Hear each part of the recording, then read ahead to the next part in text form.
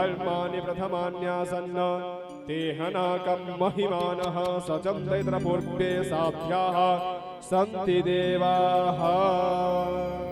श्री भागवत भगवान की है आरती, पापियों को पाप से है तारती। श्री भागवत भगवान की है आरती, पापियों को पाप से है तारती। श्री भागवत भगवान की है आरती, पापियों को पाप से है तारती। श्री भागवत भगवान की है आरती, पापियों को पाप से है तारती। ये अमर ग्रंथ ये मुक्ति पंथ ये पंचम वेद निराला, नव ज्योति जगाने वाला। ये अमर ग्रंथ ये मुक्ति पंथ ये पंचम वेद निराला, नव ज्योति जगाने वाला। ये अमर ग्रंथ ये मुक्ति पंथ ये पंचम वेद निराला, नव ज्योति जगाने वाला।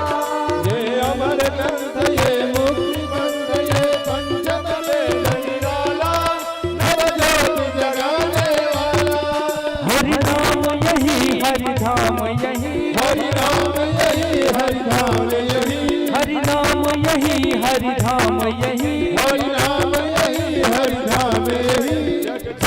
मंगल की आरती, पापियों को पाप से है तारती। श्री भागवत भगवान की है आरती, पापियों को पाप से है तारती। श्री भागवत भगवान की है आरती, पापियों को पाप से है तारती। श्री भागवत भगवान की है आरती, पापियों को पाप से है तारती।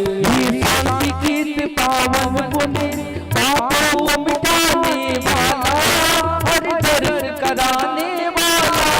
ये शांति गीत पावन पुनीत पापों को मिटाने वाला, हर दर्द कराने वाला। ये शांति गीत पावन पुनीत पापों को मिटाने वाला, हर दर्द कराने वाला। ये शांति गीत पावन पुनीत पापों को मिटाने वाला, हर दर्द कराने वाला। ये सुख करनी ये दुख हरनी, ये सुख करनी है दुख हरणी, ये सुख करनी ये दुख हरनी। ये सुख करनी है दुख हरणी। श्री मधुसूदन की आरती, पापियों को पाप से है तारती। श्री भागवत भगवान की है आरती, पापियों को पाप से है तारती। श्री भागवत भगवान की है आरती, पापियों को पाप से है तारती। श्री भागवत भगवान की है आरती, पापियों को पाप से है तारती।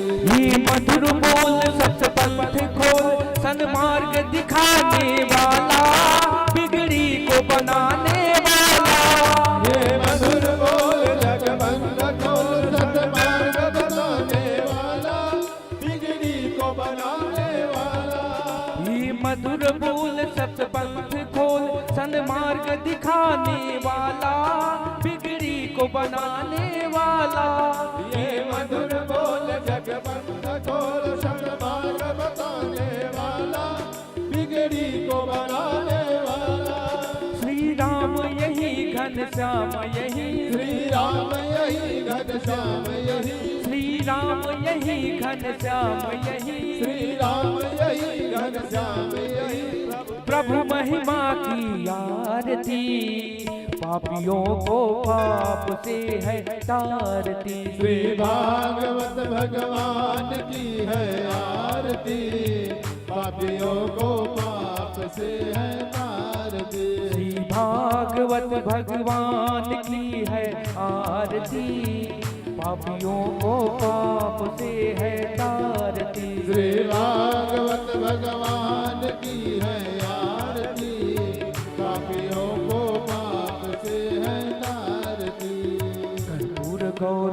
करुणावतारं संसारसारं भुजगेन्द्रहारं सदा वसन्तं हृदयारविन्दे भवं भवामि सहितं नमामि। त्वमेव माता च पिता त्वमेव त्वमेव बन्धु च त्वमेव त्वमेव विद्या द्रविणं त्वमेव त्वमेव सर्वं मम देव देवी। भागवत भगवान की है आरती, पापियों को पाप से है तारती। श्री भागवत भगवान की है आरती, पापियों को पाप से है तारती, पापियों को पाप से है तारती, पापियों को पाप से है तारती। मंगलम भगवान विष्णु मंगलम गरुड़ध्वज मंगलम पुंडरीकाक्ष मंगलाय तनोहरि। सर्वमंगलमांगल्ये शिवे सर्वार्थसाधके शरण्ये त्र्यंबके गौरी नारायणि नमोस्तुते। यानि कार्य पापानि जन्मान्तरकृतानि च तानि सर्वाणि नश्यन्तो प्रदक्षिणां पदे पदे। जलेन सिद्धीकृत्य पुष्पहि देवाहि वन्दनम्। ओम हस्तयोः देवाहि वन्दनं सर्वदेवताहि वन्दनं दशुर्दीक्षोहि वन्दनम् आत्माभिवन्दनं परमात्माहि वन्दनं गुरोरि वन्दनं स्वात्मकल्याणार्थे आत्माभिवन्दनं। स्वयं अपने हाथों से आरती ले ले।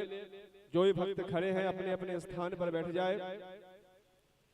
हस्ते पुष्पाणि मादाय ओम पिस्वत चक्षुरुदं पिस्वतो मुखो पिस्वतो बाहुरुद पिस्वत्सवात संबाहुव्यन्दमति संपतत्यवा। भूमि जनयन् देव एकः नाना सुगन्धि पुष्पाणि यथा कालोद्भवानि च पुष्पाञ्जलिर्मया दत्तं गृहाण परमेश्वरः। ओम भूर्भुवस्व श्री भागवत नारायणाय नमः। मंत्र पुष्पाञ्जलिं समर्पयामि। आवाहनं न जानामि न जानामि तवार्चनं पूजां देव न जानामि। क्षम्यतां परमेश्वर क्षमा प्रार्थनामि याचयामि। न तपोभिर्न वेदैश्च न ज्ञाने नापि कर्मणा हरिः साध्यते भक्त्या प्रमाणं तत्र गोपिकाः। इस कलयुग में बड़े बड़े यज्ञ बड़े बड़े अनुष्ठान बड़ी बड़ी समाधियां इसी कलयुग में लगती नहीं है। इस कलयुग में यदि परमात्मा को अपने वश में करना है, परमात्मा को यदि साधना है तो केवल केवल भक्ति ही करनी चाहिए। तो आप लोग पूछ सकते हैं इसका प्रमाण क्या है? तो इसका प्रमाण साक्षात गोपियां हैं। भगवान को अपने बस में गोपियां की तो उसका केवल एक ही था मुख्य, हरि ही साध्यते भक्त्या। हरि को साधने में भक्ति ही काम लगती है और हमें भक्ति ही करनी चाहिए। हम लोगों के समक्ष बहुत ही सौभाग्य का समय, आज कथा का चतुर्थ दिवस। आज बहुत ही मनोरम अति सुंदर सुंदर कथाएं गुरु जी के मुखारविंद से श्रवण करने को हमें मिलेंगे। आज की जो कथाएं हैं वो बलि चरित्र है, वामन अवतार है, समुद्र मंथन आदि आदि होते हुए आज की जो कथा है वो भगवान कृष्ण के जन्म तक पहुंचेगी। आज की जो कथा है भगवान कृष्ण के जन्म तक पहुंचेगी।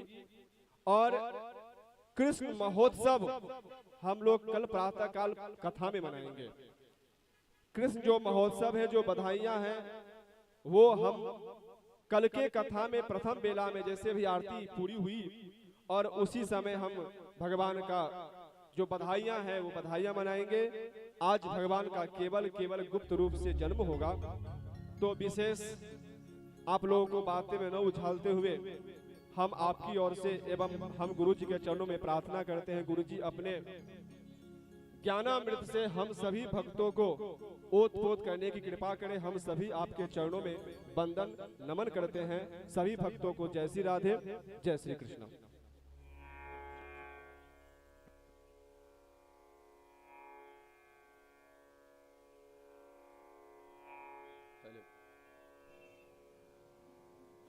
हेलो हेलो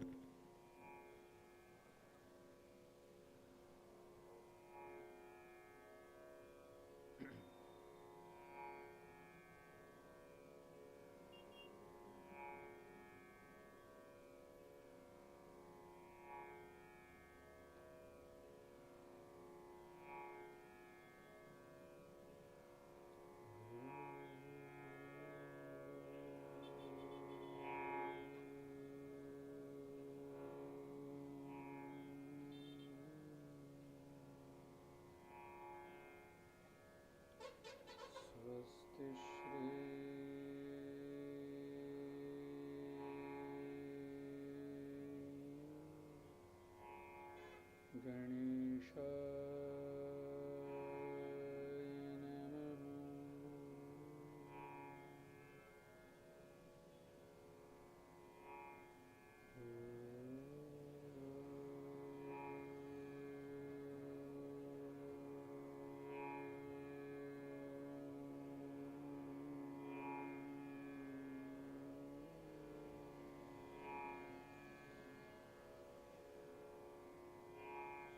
स्वस्ति श्री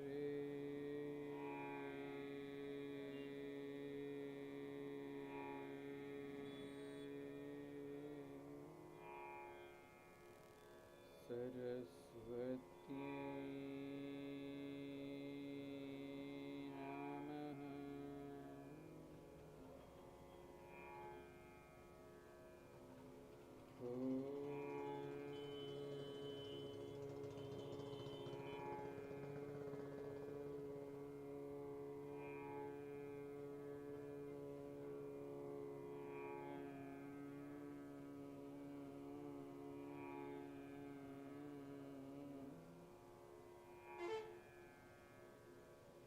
स्वस्ति श्री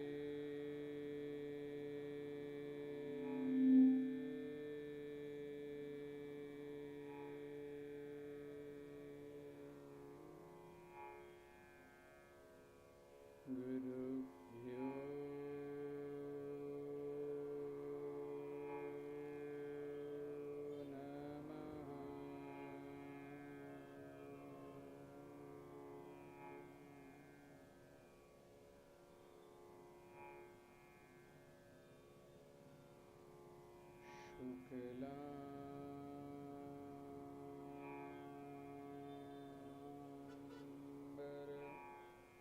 शुक्लाम्बरधरं देवं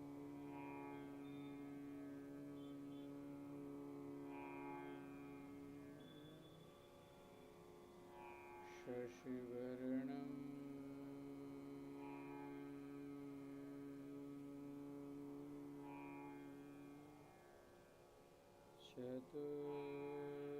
चतुर्भुजं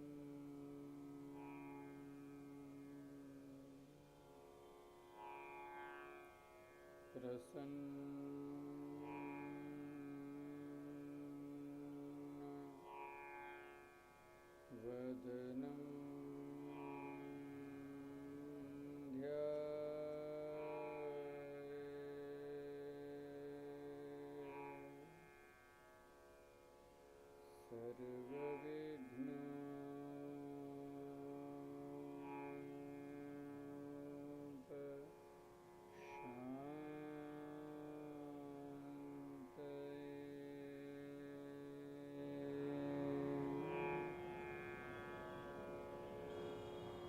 नमस्ते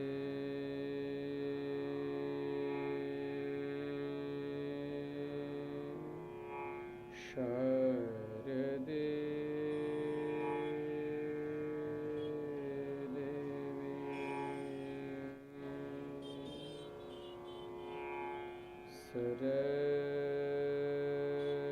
सरस्वती मति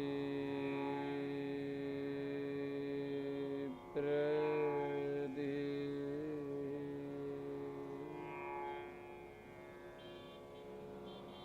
वसत्वं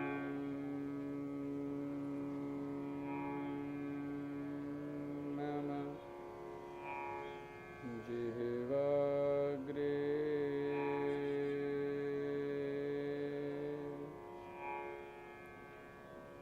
सर्वविद्या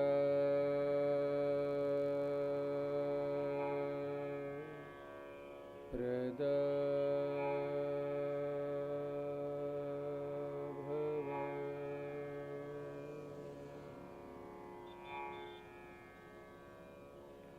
गुरुर्ब्रह्मा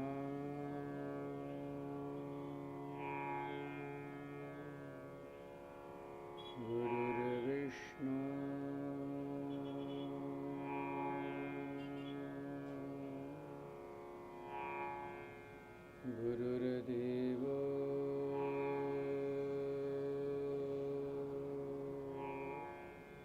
महेश्वरः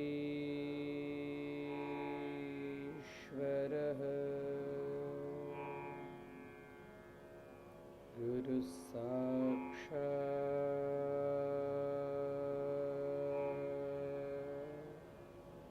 परब्रह्म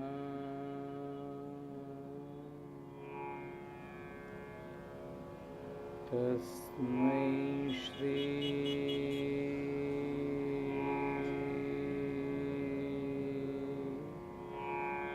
गुरवे नमः।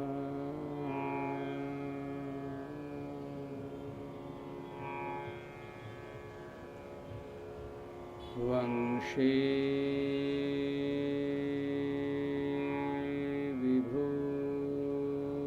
विभूषितकरा नवनीरदाभा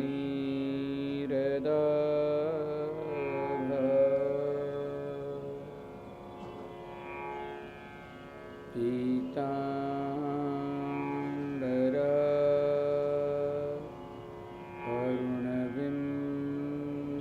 अरुणबिम्बफला धरुष्टा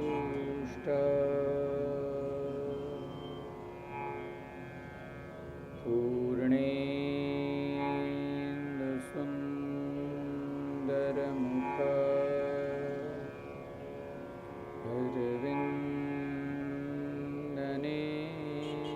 अरविन्दनेत्रा कृष्णात् परं किमपि तत्त्वमहं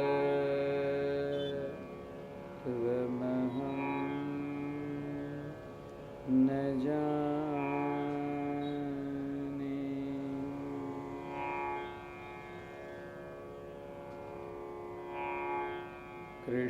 कृष्णाय वासुदेवाय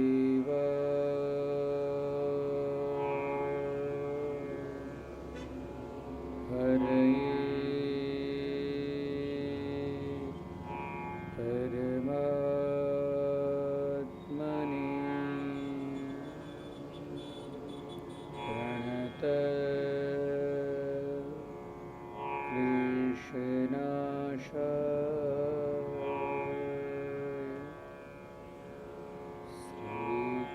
श्रीकृष्णाय गोविन्दाय नमो नमः।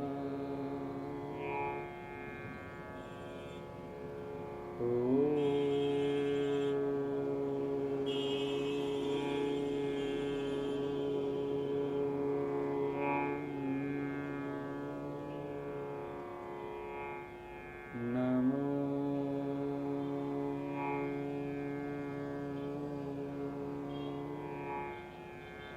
भगवते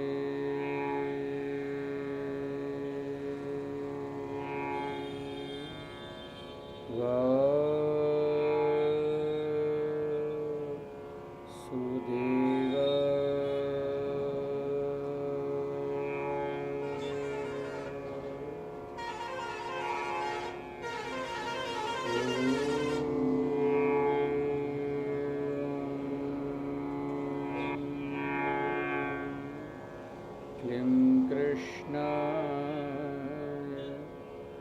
गोविन्दाय गोपी जनवल्लभाय नमः।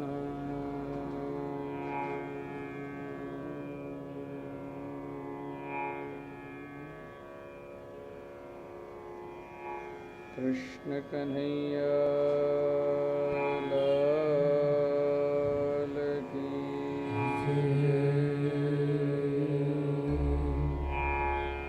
श्री द्वारिकाधीश की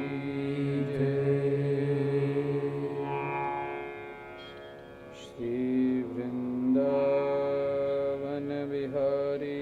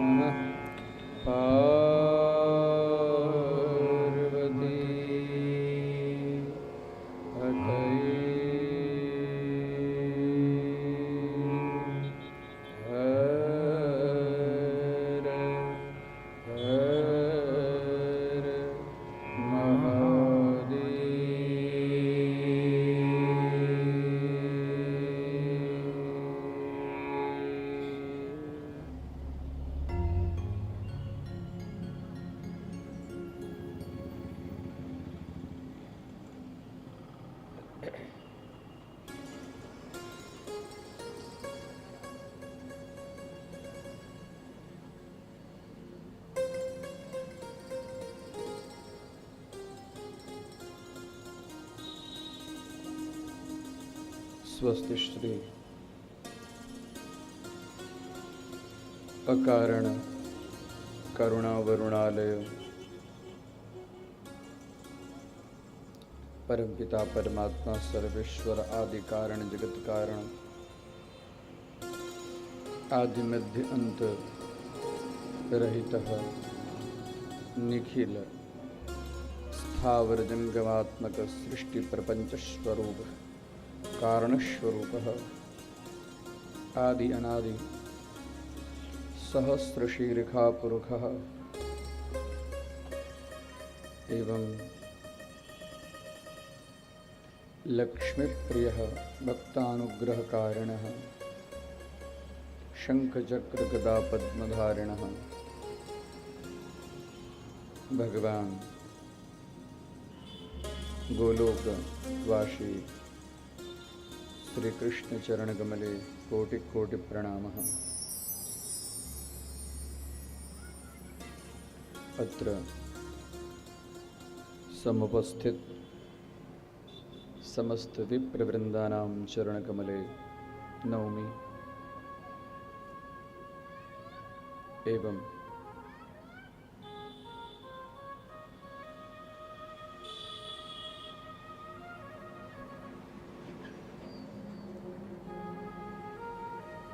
भक्तः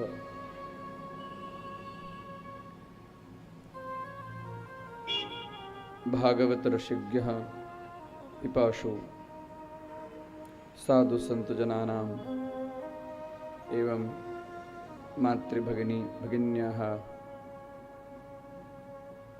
भागवत लोलुपाः भक्ताः वंदनं प्रतिवंदनं।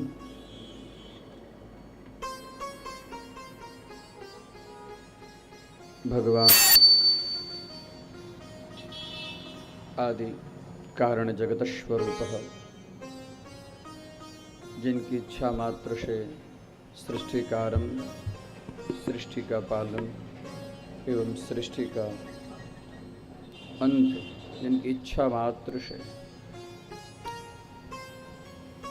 करोड़ों ब्रह्मांड का निर्माण जिनकी इच्छा मात्र से होता है, एको हम बहुश्यामा, ऐसे भगवान बालकृष्ण एवं उनके वाङ्मय स्वरूप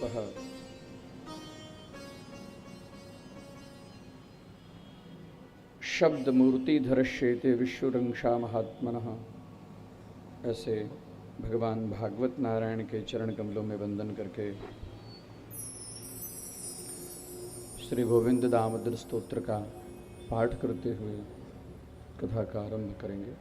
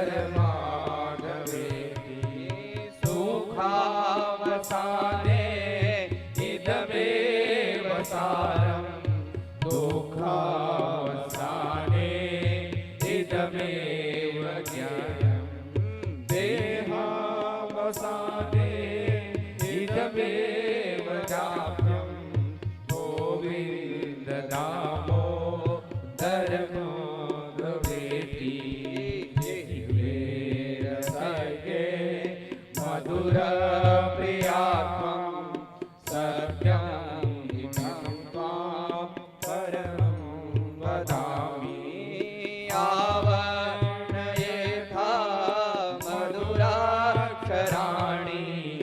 गोविन्द दामोदर माधवेति त्वामेव याचे मम देहि जिह्वे समागते दण्डधरे कृतान्ते वक्तव्यमेवं मधुरं सुभक्त्या गोविन्द दामोदर माधवेति श्रीकृष्ण राधा वर गोकुलेश गोपाल गोवर्धननाथ कृष्णो जिह्वे पिबत्वामृतमेव देव गोविन्द दामोदर माधवेति श्रीकृष्ण गोविन्द हरे मुरारे हे नाथ नारायण वासुदेव हे नाथ नारायण वासुदेव हे नाथ नारायण वासुदेव हे नाथ नारायण वासुदेव हे नाथ नारायण वासुदेव श्री कृष्ण गोविन्द हरे मुरारे हे नाथ नारायण वासुदेव हे नाथ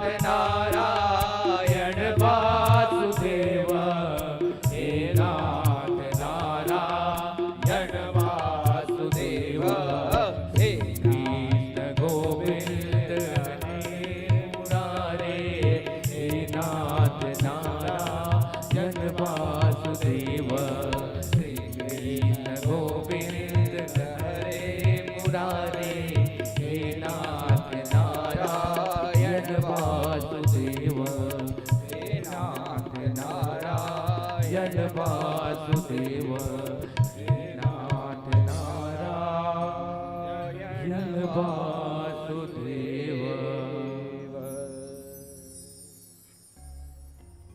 बोली कृष्ण कन्हैया लाल की जय।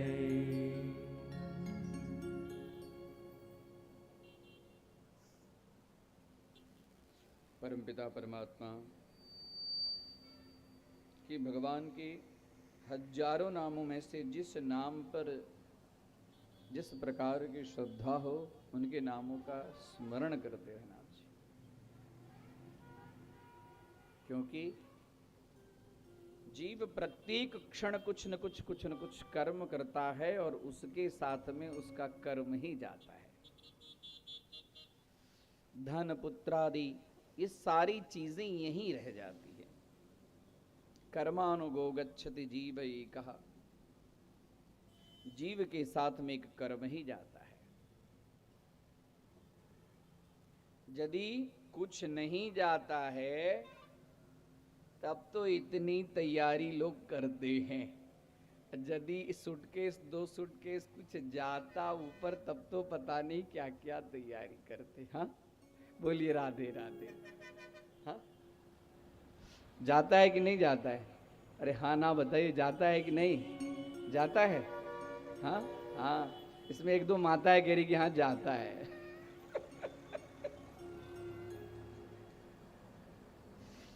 ब्रह्मा येन कुलालवन्नियमितो ब्रह्मांड भांडोदरे विष्णुर्येन दशावतार गहने क्षिप्तो महासागरे रुद्रो येन कपालवन्नियमितो भिक्षाटने याचते सूर्यो भ्राम्यति नित्यमेव गगने। सूर्य नारायण रोज उगते हैं कि नहीं उगते हैं? सूर्यो भ्राम्यति नित्यमेव गगने। इसके लिए तस्मै नमः कर्मणे। कर्म को नमस्कार। महापुरुषों ने कर्म को नमस्कार कहा है। नमस्कार किसको करना चाहिए? जो श्रेष्ठ हो उसको नमस्कार करना चाहिए ना। तो कर्म क्या है? कर्म ही ईश्वर है। यम शैवाशमुपासते शिवैति ब्रह्मेति वेदांतिनो बौद्धा बुद्ध इति प्रमाणपटवः कर्मेति नैयायिकाः। नैयायिक जनाः, नैयायिक लोग जो दर्शन शास्त्र के महापुरुष आचार्य लोग हैं, कर्मेति नैयायिकाः, कर्म को ईश्वर मानते हैं।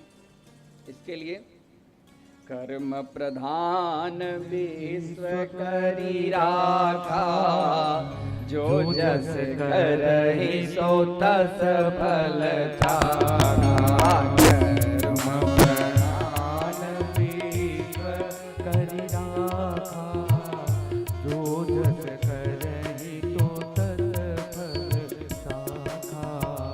कर्म प्रधान, प्रधान क्या है? एक कर्म है और वही जीव के साथ में जाता है। और जीव क्या लेकर आया है? कर्म का भोग ही लेकर आया है। इसके लिए उसको ऐसे शरीर मिले हैं, हाँ, ऐसे घर मिले हैं, गाड़ी वाड़ी, हाँ, बंगला, ये सब मिला है इसके पीछे। इसके लिए ब्रह्मा जी को भी सृष्टि करने की जो शक्ति मिली है, पावर मिली है, इसके पीछे भी कारण है कर्म। और विष्णु भगवान भी ये पालन करते हैं। अले हाँ, विष्णुर्ये न दशावतार गहने। दशावतार गहने, एक अवतार नहीं, दशावतार। कई जगह तो मिलता है 24 अवतार। विष्णुर्ये न दशावतार गहने, क्षिप्तौ महासागरे। किसके लिए? जगत पालनार्थम। जगत पालनार्थम, क्योंकि पालन करने की जो शक्ति है, पालन करने की जो जवाबदारी है, वह भगवान विष्णु के पास है। हाँ? और इतना ही नहीं, रुद्रो येन कपाल पाणि पुटके। भगवान शिवजी भोलेनाथ मुंडमाल धारण किए हुए, हाँ? कपाल पात्र, कपाल पाणि पुटके भिक्षाटनम याजते, हे अन्नपूर्णे भवति भिक्षाम देहि। हे अन्नपूर्णे सदापूर्णे शंकर प्राणवल्लभे, ज्ञान वैराग्य सिद्ध्यर्थम भिक्षां देहि च पार्वती। कपाल पाणि पुटके भिक्षाटनम। किसके लिए? हमारा आपका कल्याण कैसे हो, इसके लिए। क्योंकि वो कल्याण करने वाले हैं, इसके लिए इनका नाम है शंकर। उनको संहार करने की शक्ति मिली है, वह भी उनकी कर्म के फलस्वरूप ही। भिक्षाटनम याजते, इतना ही नहीं, सूर्य नारायण का ताप, सूर्यो भ्राम्यति नित्यमेव गगने। हमेशा सुबह हम आप उठे या ना उठे, वो अपने समय में कभी भी गड़बड़ी करते हैं। हाँ?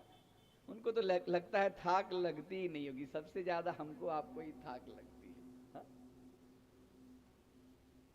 सूर्य नारायण समस्त जगत के नियंता हैं। उनके द्वारा ही संपूर्ण युग की जो गणना होती है, दिन रात की गणना होती है, महीने की गणना होती है, वर्ष की गणना होती है, युग की गणना होती है, सब सूर्य नारायण के। सूर्यो भ्राम्यति नित्यमेव गगने, तस्मै नमः कर्मणे। इसके लिए ऐसे कर्म को बार बार नमस्कार। कर्म कैसा करना चाहिए, भागवत उपदेश देती है। कर्म कैसा करना चाहिए? परोपकाराय, दूसरे के उपकार के लिए। कर्म ऐसा करो जो फिर से, कहना तो बड़ा सरल है,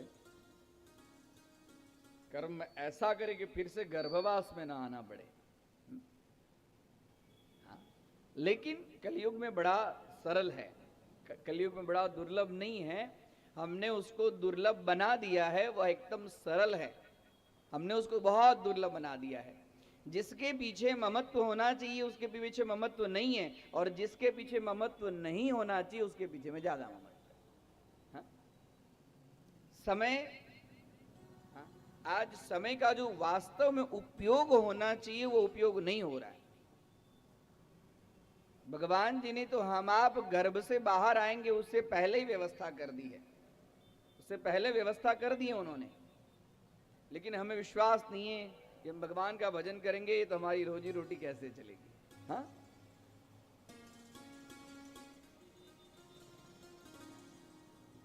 केड़ी नो कण अने हाथी नो मण। हम आप गुजरात में हैं, गुजराती की एक शुक्ति है, कीड़ी नो कण अने हाथी नो मण। भगवान बधी ज व्यवस्था करीने राखे। इसके लिए भगवान पर संपूर्ण श्रद्धा और विश्वास रखकर उनके नाम स्मरण और उनकी कथा का श्रवण करना चाहिए। श्रीमद् भागवत सप्ताह ज्ञान महायज्ञ का आज चतुर्थ दिवसीय कथा सत्र, इसमें आप लोगों ने कल जो कथाएं सुनी वो चतुर्थ स्कंद के समाप्ति तक कथा सुनी। आज पंचम स्कंद, जिसमें स्वयंभू मनु की पुत्री का वर्णन आज, और उसके बाद में एक पुत्र और एक पुत्री ये बाकी है जिनका नाम है प्रियव्रत। स्वयंभू मनु के एक पुत्र उत्तानपाद, जिनके पुत्र हुए ध्रुव, उनकी कथा कल सुने ना, ध्रुव जी की कथा। आज प्रियव्रत उनके ज्येष्ठ, और उनके लिए कहा गया है कि ज्ञानावतारः प्रियव्रतः। प्रियव्रत वो सोचते थे ये गृहस्थ आश्रम में पड़ जाऊंगा, माया के चक्कर में जैसे पड़ जाऊंगा वैसे भगवान का नाम भूल जाऊंगा, इसके लिए वो गृहस्थ आश्रम स्वीकार नहीं करना चाहते थे। लेकिन ब्रह्मा जी की आज्ञा से विश्वकर्मा की पुत्री, उनके द्वारा उनका विवाह होता है, उनसे आग्नेद्र का जन्म होता है। आग्नेद्र एक पूर्व चित्ती नाम के अप्सरा से, अप्सरा के चक्कर में वो पड़ जाते हैं। उनसे बहुत सारे पुत्र होते हैं, जिसमें एक श्रेष्ठ पुत्र जिसका नाम है नाभि, और नाभि और मेरुदेव के गर्भ से भगवान यज्ञ नारायण और ऋषभावतार ऋषभदेव। बड़ी सुंदर कथा है ऋषभदेव की, उसकी आज कथा हम करेंगे। भगवान के 24 अवतार में से एक अवतार है ऋषभावतार। ऋषभ, ऋषभ का अर्थ होता है श्रेष्ठ, ऋषभः सर्वश्रेष्ठ अवतार। सन्यासी लोग अपने पथ से भ्रष्ट हो गए, तो उनके पथ प्रदर्शक सन्यासियों को किस तरह से उनकी मर्यादा में रहना चाहिए, वो मार्ग बतलाने वाले भगवान ऋषभदेव। जैन सब 24 तीर्थंकर में सर्वश्रेष्ठ तीर्थंकर ऋषभ भगवान को मानते हैं। उनके 100 पुत्र हुए, उसमें सर्वश्रेष्ठ पुत्र भरत। थोड़ी उनकी चर्चा कर दूं, उसके बाद में भरत चरित्र के आगे आए। देखिए, भागवत की जो कथा है, भागवत की वास्तव में पारायण तो पंडित जी सब करते हैं। हाँ, ये पंडित जी सब 18,335 श्लोकों का पारायण करते हैं। भागवत साधारण नहीं है। हम आप समझते हैं कि 7 दिन में, और 7 दिन में पहले तो कथा सुबह और शाम चलती थी, अब तो कथा एक ही टाइम हो गई है, जहां देखिए वहां एक टाइम होती है। भागवत कथा बहुत विस्तृत कथा है, बहुत बड़ी कथा है। 335 अध्याय हैं। हाँ, तो 335 अध्याय, हर अध्याय अपने आप में उसका विशिष्ट महत्व है। इसके लिए ना उसका अध्याय का नाम कथा के अंदर में दिया गया है। और उसमें भी 7 दिन, 7 दिन में भी अब कथा होती है 3-3.5 घंटे की, तो उसमें इस कथा को कैसे लिया जाए। इसी के लिए बार बार मैं कहा कि यत्सारा भूतम तदुपासनीयम, जो मुख्य मुख्य कथाएं हैं। तो ऋषभदेव की कथा, उसके बाद में भरत की कथा, छोटी छोटी बहुत सारी कथाएं हैं। और बहुत दिव्य कथाएं हैं। इस कथा के श्रवण मात्र से भक्ति, ज्ञान और वैराग्य, भक्ति ज्ञान विराग आपतो विवेको वर्धते महान, श्रीमद् भागवत के अंदर में भक्ति ज्ञान और वैराग्य तीनों की प्राप्ति होती है। इस कथा के अंदर में, ऋषभ देव की कथा के अंदर में, जीव को वैराग्य की प्राप्ति, वैराग्य कैसे धारण करे, इसकी कथा है। ऋषभ देव अवधूत वृत्ति धारण करके उन्होंने पुत्र हो गए, पुत्र विवाह योग्य हो गए। देखे कि भरत, इसी भरत के नाम पर यह पूरे इस वर्ष का नाम है भरत खंड, जिसके कितने टुकड़े अभी हो गए हैं। हाँ, यह खंड है, वर्ष है, इसी तभी से इस खंड का नाम, इस स्थान का नाम भारत पड़ा। हाँ। बहुत सारे वर्णन मिलते हैं शास्त्र के अंदर में। शकुंतला के पुत्र भरत हुए, उनके नाम पर भी भारत पड़ा। लेकिन इससे पूर्व ये आज की बात नहीं है, बहुत प्राचीन कथा है, बहुत युग युगांतर की कथा है। ऋषभ देव जी भगवान की अवधूत वृत्ति, अवधूत किसको कहते हैं, उसकी चर्चा बड़ी सुंदर शास्त्र के अंदर में दी गई है। अवधूत यहां भी सूरत में भी है अवधूत गजानन, और एक नारेश्वर में भी अवधूत हैं जिनको कहते हैं रंग अवधूत। हाँ, महाराष्ट्र में भी कई अवधूतों का स्थान है। शेगांव में अवधूत गजानन महाराज जो अवधूत स्वरूप हैं। अवधूत साधारण शब्द नहीं है। अवधूत किसको कहते हैं, यो वधूते वधूतः, वह एकदम वस्त्र इत्यादि का परित्याग करके दिगंबर, कुछ नहीं, जो सूखा सूखा खाना, इधर उधर की चीज को पत्ते वगैरह खाकर अपना जीवन निर्वाह कर लेना, ये जो चीज प्रकृति जन्य है वो किसी अन्य जीवों के लिए है। और अपनी किसी भी प्रकार की चेष्टा से किसी को भी दुखी नहीं करना, और हमेशा ब्रह्म चिंतन में संलग्न रहना। उन्हीं के लिए वर्णन मिलता है कि ब्रह्मानंद रसम पीत्वा, जो हमेशा ब्रह्मानंद के रस का हमेशा पान करते रहते हैं। ये भी उन्मत्त योगिनः, वैसे उन्मत्त योगी जो स्वरूप हैं उनका नाम है अवधूत। मौने मौनी गुणिनि गुणवान पंडिते पंडितश्च दीने दीनः सुखिनि सुखवान भोगिनो प्राप्त भोगः मूर्खे मूर्खो युवति सुयुवा वाग्मिनि प्रौढवाग्मी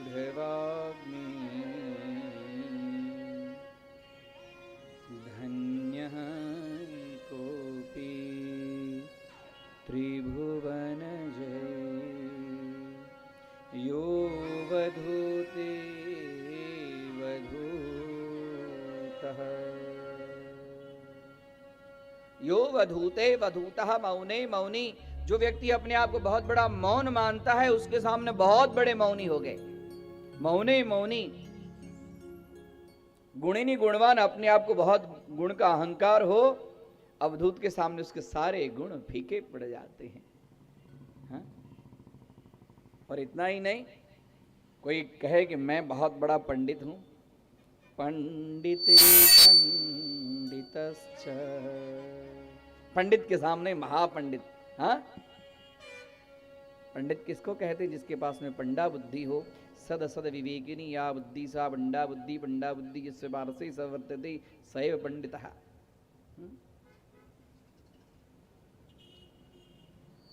सत्य और असत्य दोनों के निर्णय करने की जो बुद्धि है उस बुद्धि का नाम है पंडा।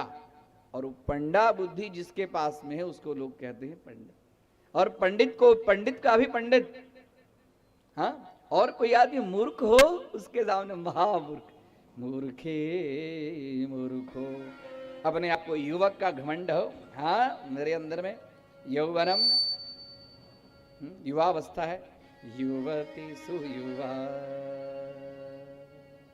वाग्मिनी। कोई बहुत अपने आप को वक्ता मानता हो, हाँ मैं बड़ा कुशल वक्ता हूं, वाग्मिनी प्रौढ़वाग्मी।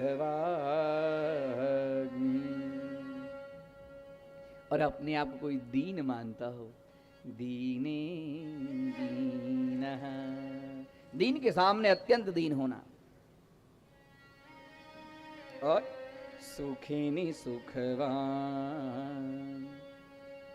जो अपने आप को बड़ा सुखी मानता हो, उनके सामने उसके सारे सुख फैल।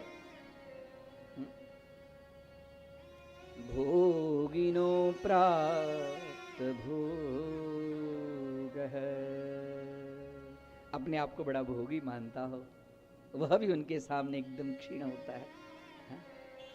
ऐसा जिनका स्वरूप है, ऐसे ऋषभ भगवान धन्य कोपी,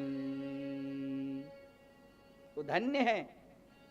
त्रिभुवन जयी, त्रिभुवन जयी, तीन भुवन, तीनों भुवन में जो जय जयकार जिनकी है, अरे उनको कुछ किसी चीज की कमी है ही नहीं। वो जिस रूप में है, जैसे है वैसे मस्त हैं। त्रिभुवन जयी यो वधूते वधूत है। अवधूत जी ज्ञान स्वरूप हैं, दिगंबर। वो जब मलमूत्र का त्याग करते थे तो अपने हाथ में मलमूत्र ले लेते, और उनका मलमूत्र का सुगंध 30 योजन तक उनके सुगंध फैले। जब वो मलमूत्र करने बैठते थे, चारों तरफ पशु पक्षी सब उसकी कलरव शांत हो जाती। ऐसा उनका स्वरूप। ऐसे ऋषभ भगवान अवतार धारण करके जगत को अवधूत वृत्ति क्या है, अवधूत स्वरूप क्या है, उस वृत्ति का ज्ञान उन्होंने इसमें दिया है। और हमेशा ब्रह्म चिंतन में, हमेशा नारायण भगवान के अवतार हैं तो फिर भी नारायण के चिंतन में मस्त रहते। श्रीमन्नारायण नारायण नारायण, श्रीमन्नारायण नारायण नारायण, श्रीमन्नारायण नारायण नारायण, श्रीमन्नारायण नारायण नारायण। हमेशा भगवान का स्मरण और कुछ नहीं, जहां देखे वहां, कोई किसी चीज की आवश्यकता नहीं, जो जिस स्वरूप में, और हमेशा ब्रह्म चिंतन। राधे नारायण नारायण नारायण, राधे नारायण नारायण नारायण, श्रीमन्नारायण नारायण नारायण, श्रीमन्नारायण नारायण। गाइए भाव से भागवत। अभी आप जो कथा सुन रहे हैं, इनकी कथा भगवान की कथा, और भगवान अवधूत वृत्ति धारण करके वही भगवान के स्मरण में हमेशा के लिए ज्ञान स्वरूप, ज्ञान स्वरूप, वैराग्य स्वरूप और भक्ति हमेशा। गोपी नारायण नारायण नारायण, नारायण नारायण नारायण, राधे नारायण नारायण नारायण, श्रीमन्नारायण नारायण नारायण, नारायण नारायण, श्रीमन्नारायण नारायण नारायण। भज मन नारायण नारायण नारायण, भज मन नारायण नारायण नारायण, भज मन नारायण नारायण नारायण, श्रीमन्नारायण नारायण नारायण, श्रीमन्नारायण नारायण नारायण, श्रीमन्नारायण नारायण नारायण।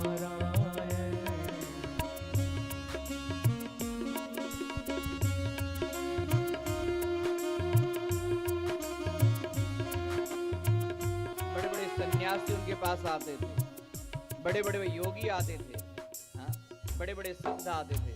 उनके इस स्वरूप को देखकर सब आश्चर्यचकित हो जाते थे और वो भगवान का नाम तो लेते थे, उसके साथ में सब मस्त हो जाते थे।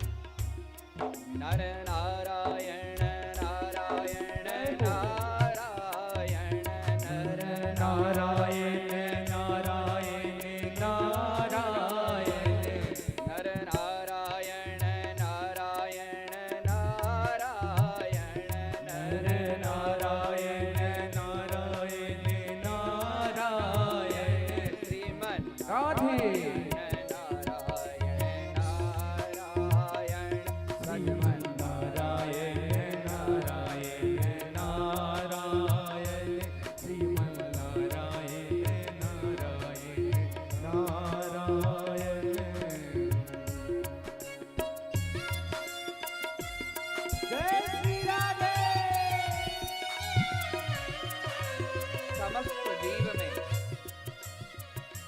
स्थावर जंगम समस्त जीव के अंदर में खाली एक नारायण को देखना। पशु पक्षी वृक्ष लता नदी पहाड़ सर्वत्र खाली एक ही भगवान का स्वरूप देखना। वो उन्होंने इस जगत को ऐसे दिव्य वैराग्य का ज्ञान उन्होंने व्यक्त किया। साधारण चीज नहीं है, हम आप तो छोटी छोटी चीज नहीं छोड़ सकते। जगत का संपूर्ण चीज छोड़कर परमपिता परमात्मा के ध्यान में लीन होना ये कोई साधारण बात नहीं। श्रीमन नारायण नारायण नारायण श्रीमन नारायण नारायण नारायण श्रीमन नारायण नारायण नारायण भजमन नारायण नारायण नारायण ब्रह्मा नारायण नारायण नारायण ब्रह्मा नारायण नारायण नारायण विष्णु नारायण नारायण नारायण विष्णु नारायण नारायण नारायण रुद्र नारायण नारायण राधे श्रीमन नारायण नारायण नारायण श्रीमन नारायण नारायण नारायण श्रीमन नारायण नारायण नारायण श्रीमन नारायण नारायण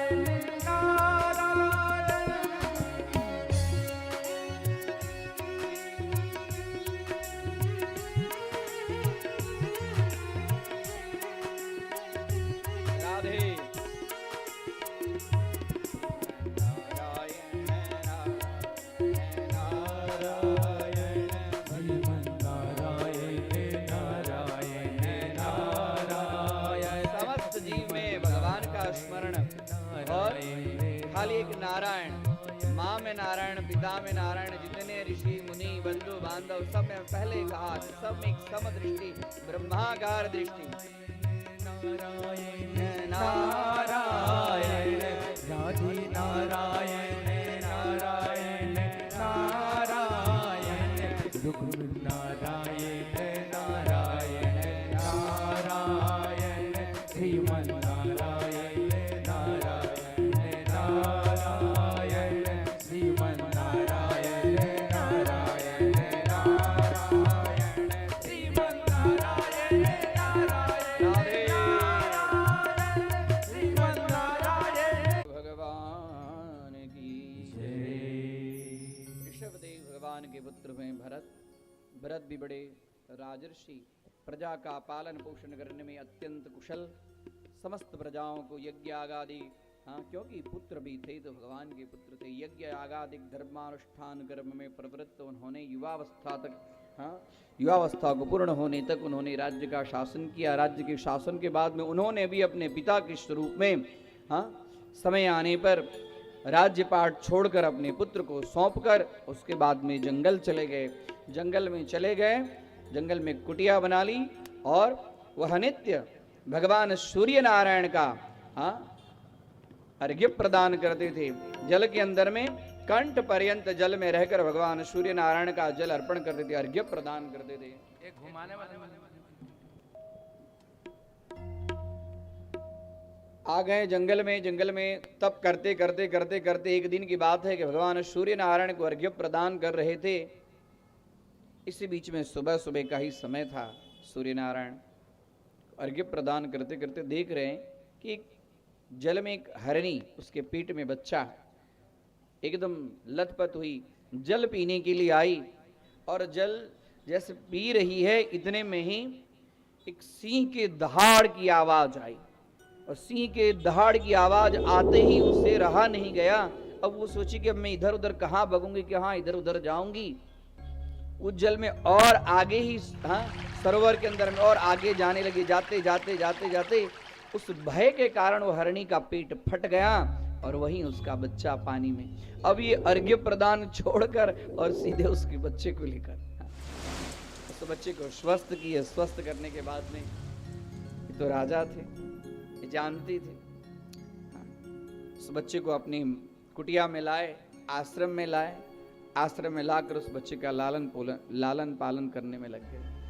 अब सुबह सुबह उठते थे, सुबह सुबह उठते ही अब वो नित्य कृत्य हो गया कम और उस हरण के बच्चे में उनका मन हो गया ज्यादा। देखिए अब उस हरण के बच्चे को छोटी छोटी घास तोड़कर लाना, उसको कहाँ देना, उसको जंगल जानवर इधर उधर खा न जाए इसके लिए आश्रम से बाहर न निकाल देना, हमेशा उसके साथ में। अब जो नित्य का क्रम था, बस सुबह उठते ही हरण कहाँ गया, हरण का बच्चा कहाँ गया, उसके मन हरण शावक के अंदर में उनका मन।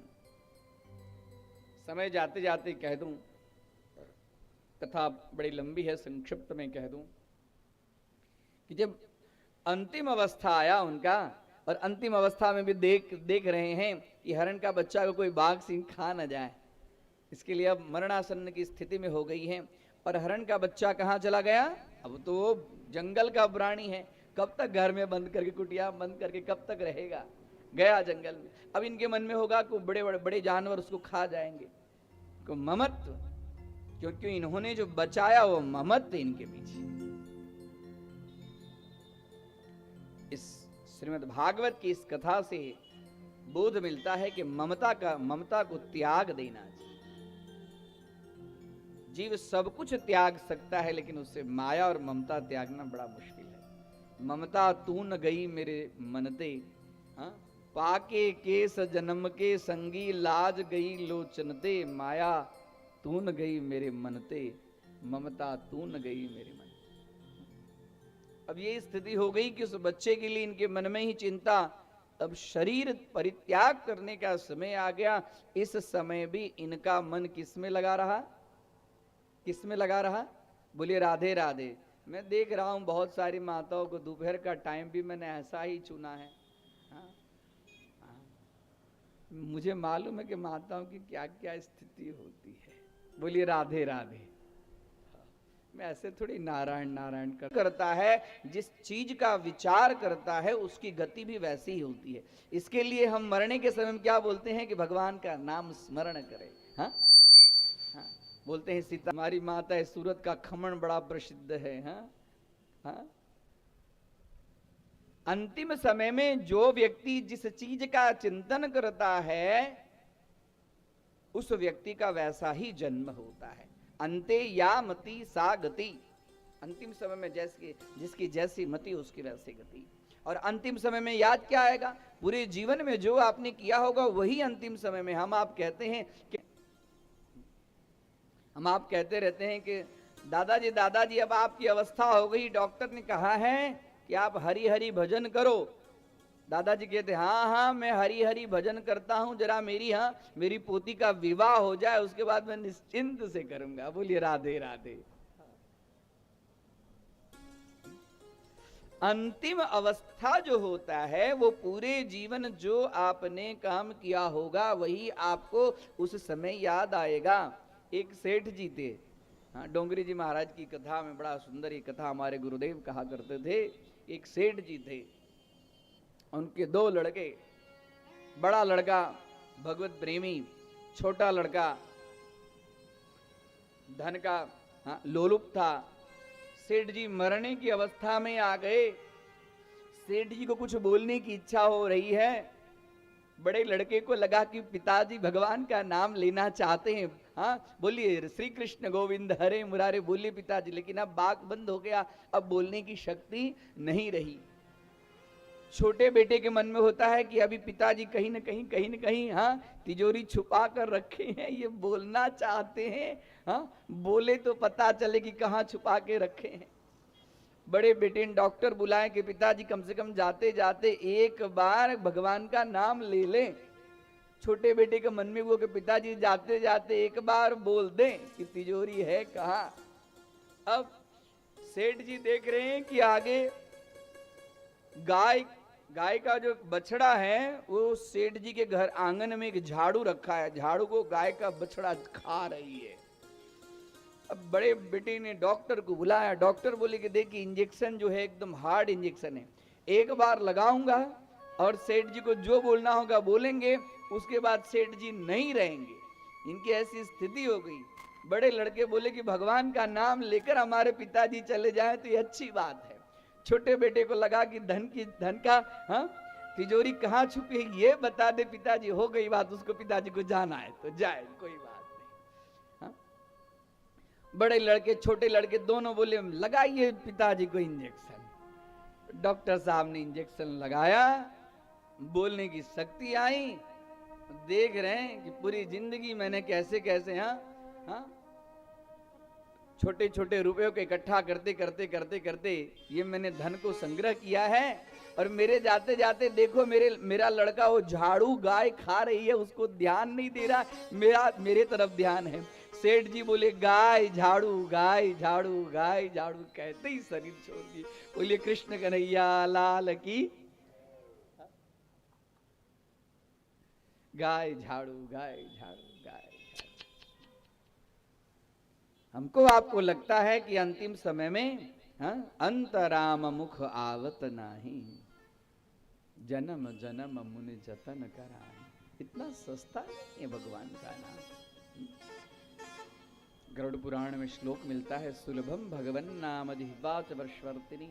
भगवान का नाम तो कितना सुलभ है। राम राम बोलने में तकलीफ होती है। हाँ हाँ, बोलिए सीताराम सीताराम सीताराम जय सीताराम सीताराम सीताराम सीताराम जय सीताराम सीताराम सीताराम सीताराम जय सीताराम सीताराम सीताराम सीताराम जय सीताराम। राधे श्याम राधे श्याम राधे श्याम जय राधे श्याम राधे श्याम राधे श्याम राधे श्याम जय राधे श्याम राधे श्याम राधे श्याम राधे श्याम जय राधे श्याम राधे श्याम राधे श्याम राधे श्याम जय राधे। मैं तो इसके लिए बोला कि सुलभम भगवान नाम, भगवान का नाम अत्यंत सुलभ है। इसको जिह्वा को थोड़ा मोड़ना भी नहीं पड़ता है ज्यादा। राम राम राम राम राम राम बोलिए, जिह्वा को मोड़ना पड़ता है। हाँ, तथापि सुलभम भगवान नाम जिह्वा च वर्षवर्तिनी, हमेशा जिह्वा के ऊपर में इसको बसा के रखेंगे तो फिर जिह्वा को भी आनंद आएगा। लेकिन हाय रे माया, माया माया इतनी जगड़ कर पकड़ी है कि पुत्र स्त्री धन गाड़ी बंगला घोड़ा सबके पीछे मन लगा और भगवान का स्मरण छूट गया। जिह्वाच वशवर्तिनी तथापि नरकम यान्ति। हाँ, इतना सरल भगवान का नाम है और तो फिर भी भगवान का नाम न लेकर हम और दुनिया की चर्चा में हम मस्त रहते हैं। भगवान की कथा होती है तो 3 घंटे कथा में एकदम नींद आती रहती है। अब माया की कथा पूरी रात हो ना तो एक बार भी आप लोगों को नींद नहीं आएगी। हाँ, जरा 2-4 दाई माई बैठे तो सही, पूरी रात इधर की उधर उनके घर की चर्चा करते करते रात में नींद आती है। हाँ, रात में नींद नहीं आती है। अरे अभी मेरे घर की स्थिति देखेंगे तो मैं जानता हूं कि मेरे घर की स्थिति क्या है, क्योंकि 2-4 आई हुई है सब इधर उधर। आप लोग के घर की बात मैं ना करूं, मैं बड़ा डरपोक हूं। आप लोग को नाराज हो जाए। ऐसे तो जानते ही होंगे कि आगे क्या क्या होने वाला है। कहने का तात्पर्य कि भगवान का नाम लेने में कष्ट होता है, क्योंकि जैसे जर के जोर से भोजन की रुचि जाए, जन्म जन्म के पाप से हरि चर्चा न सुहाए। भगवान की चर्चा जब अच्छा न लगे, भगवान की कथा जब अच्छा न लगे, सुनने में इच्छा न हो, तो समझ लेना चाहिए कि मेरे ऊपर पाप का बड़ा भार है, जन्म जन्म के पाप से। हाँ, एक जन्म का नहीं, जन्म जन्म के पाप से हरि चर्चा न सुहाए। संत लोग जिस विषय को छोड़ देते हैं, गृहस्थ लोग उस विषय में बड़ा आनंद। जो विषया संतन तजे ताही नर लिपटाए, जो नर डारे वमन को स्वान श्राद्ध सो खाए। जैसे व्यक्ति उल्टी कर देता है ना, तो देखिए दो चार कुत्ते रहते हैं, फटाफट उल्टी को चाटने लगते। जो नर डारे वमन को स्वान स्वाद सो खाए, वो स्वान मतलब कुत्ता एकदम स्वाद से चाटने लगता है, लेकिन उसी विषय को क्या संतों ने छोड़ दिया है। जो विषया संतन तजे ताही नर लिपटाए, छोड़ दिए, पूरा सुख छोड़ के आए भरत जी। जंगल में भजन करूंगा, और भजन करते हुए मन कहां लगा, एक हरिण के बच्चे के पीछे। और हरिण के पीछे बच्चा लगा, मन लगा, देख रहे हैं अब एकदम रात्रि का समय हो गया है, चंद्रमा की तरफ इनकी दृष्टि है, इनको लग रहा है अभी तक हरण आया, हरण का बच्चा आया नहीं है, हरण शावक आया नहीं, कहां चला गया होगा, कहां चला गया। यह चिंतन करते करते करते इनका शरीर छूट जाता है। बोलिए राधे राधे। उसके बाद में इनका जन्म होता है एक हरिण में। हाँ, इस कथा से यह बोध मिलता है, यह कथा यह संदेश व्यक्त करती है कि जो भगवान के पुत्र राजर्षि थे, उनकी भी जब ऐसी स्थिति हो गई कि अंतिम समय में उन्होंने हरिण का स्मरण किया और उनका जन्म हरिण में हो गया, तो हमको आपको क्या करना चाहिए? हाँ, हमको आपको मिठाई के ऊपर, हाँ, उनका हम मुख देख लेते उसके ऊपर। ये कथा सुनिए जो अंतिम समय में आपको, हाँ, अंतिम समय में आपको सहायक बनेगी। कि हमने भागवत की कथा सुनी थी, अंतिम समय में भगवान का नाम लेना चाहिए।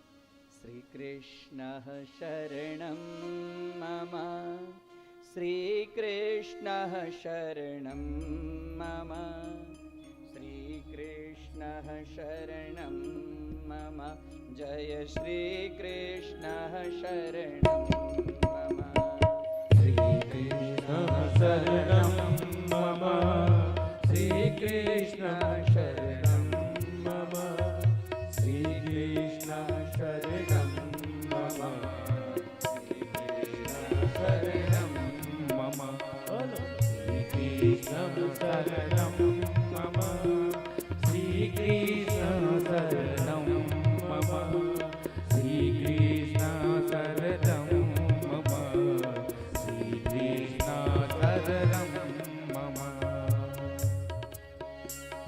अंतिम समय में जो अभी आप कथा सुनेंगे, जो अभी ये चीज बार बार जिह्वा के ऊपर भगवान नाम का अभ्यास बना रहेगा, तो अंतिम समय में ये चीज आएगी और मरण सुधर गया, जीवन सुधर गया, जन्म सुधर गया और मरण बिगड़ गया। पूरी जीवन जो कुछ आपने किया है, कोई उसका, एक गाड़ी से बदले 4 गाड़ी हो जाए, एक फैक्ट्री से बदले 5 फैक्ट्री हो जाए, हाँ, फैक्ट्री पर फैक्ट्री, गाड़ी पर गाड़ी, हाँ, बंगला पे बंगला।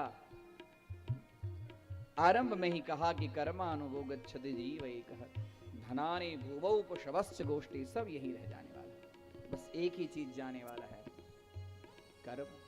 इसके लिए अब हरिण में जन्म होने के बाद में अब इनके अंदर में पूर्व जन्म का स्मरण है कि मैं राजा था, मैं राजर्षि था, मेरी एक चूक हो गई, एक छोटी सी चूक, ठोकर लगती है ना, तो हम आप कहते हैं कि ज्ञान बढ़ता है। चूक हो गई, एक जगह चूक गया, अब मेरा जन्म हरिण में हो गया। मैं तो पहले राजर्षि था, अब हरिण में हो जाने के बाद में भी अब अभी भी हरिशरणम यहाँ भी हो रहा है।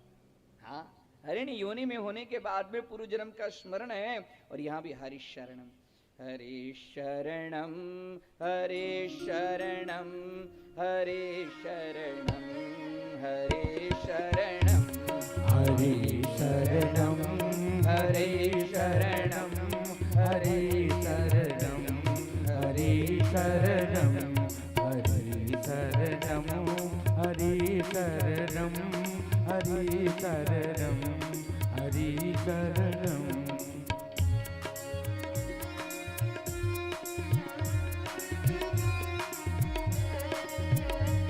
अब हमेशा भगवान का स्मरण, ये शरीर में भी हाँ सूखा सूखा सूखा पत्ता खा रहे हैं, हरा हरा पत्ता भी नहीं खा रहे हैं, और पानी पी रहे हैं, पानी में भी भगवान का ही स्मरण। हरे शरणम हरे शरणम हरे शरणम हरे शरणम हरे शरणम हरे शरणम हरे शरणम हरे शरणम शरणम हरे शरणम हरे शरणम हरे शरणम हरे शरणम हरे शरणम हरे शरणम हरे शरणम हरे शरणम हरे शरणम हरे शरणम हरे शरणम हरे शरणम हरे शरणम हरे शरणम हरे शरणम हरे शरणम हरे शरणम हरे शरणम हरे शरणम। अब देख रहे हैं, अब देख रहे हैं कि आज एकादशी है, हरिण के जन्म, हरिण में, हरिण योनि में जन्म है, आज एकादशी है। एकादशी होने के कारण आज वो भी सूखा सूखा पत्ता भी नहीं खाना है। आज एकादशी है, व्रत रखना है। मैंने थोड़ी चूक हो गई जिसके कारण मैं पशु योनि में, यहां भी बस, क्योंकि भगवान नाम के सिवाय कुछ नहीं। और धीरे धीरे कैसे, कितना जल्दी मैं इस तपस्या को प्राप्त करके शरीर को छोड़ूं, बस एक ही हमेशा भगवान का स्मरण। हरे शरणम हरे शरणम हरे शरणम हरे शरणम हरे शरणम हरे शरणम हरे शरीर को जर्जरित करते रखे हैं, शरीर की स्थिति एकदम सूखी हो गई है। हाँ? हरना समझ समझ पग धरना, और एक ही चीज हरि शरणम हरि शरणम हरि शरणम हरि शरणम हरि शरणम हरे शरणम हरे शरणम। अब इधर उधर की चीज भी नहीं खाते हैं, धीरे धीरे शरीर इनका शुष्क हो गया है। शरीर अब कैसे ये छोड़ेंगे, और इसमें भी क्योंकि अब ऐसे समय में भगवान का स्मरण सिवाय अब मुझे कुछ नहीं करना है, मेरी चूक हो गई है। हे नाथ, अंतिम समय में भी आपका ही हरि शरणम ही, हरि स्मरण ही हुआ, और दूसरा कुछ न हो। नम हरि शरणम हरे शरणम हरे शरणम हरे शरणम हरे शरणम हरे शरणम हरे शरणम। भगवान हमें हरि अपने शरण में लीजिए, मेरे से जो भूल हो गई है उसे चूक, हाँ, उस भूल को क्षमा कर दीजिए। अब उसके बाद में ऐसी स्थिति हो गई, अपना आधा अंग, हाँ, गंगा जी के अंदर में 2 पांव और 2 पांव ऊंचे, आज गंगा जल का पान करूं, एकादशी का दिन है, भगवान स्मरण है। हे नाथ, आज मुझे अपने शरण में ले लीजिए और मैं इस शरीर को छोड़ दूं। हरे शरणम राधे शरणम हरे शरणम हरे शरणम हरे शरणम हरे शरणम हरे शरणम हरे शरणम।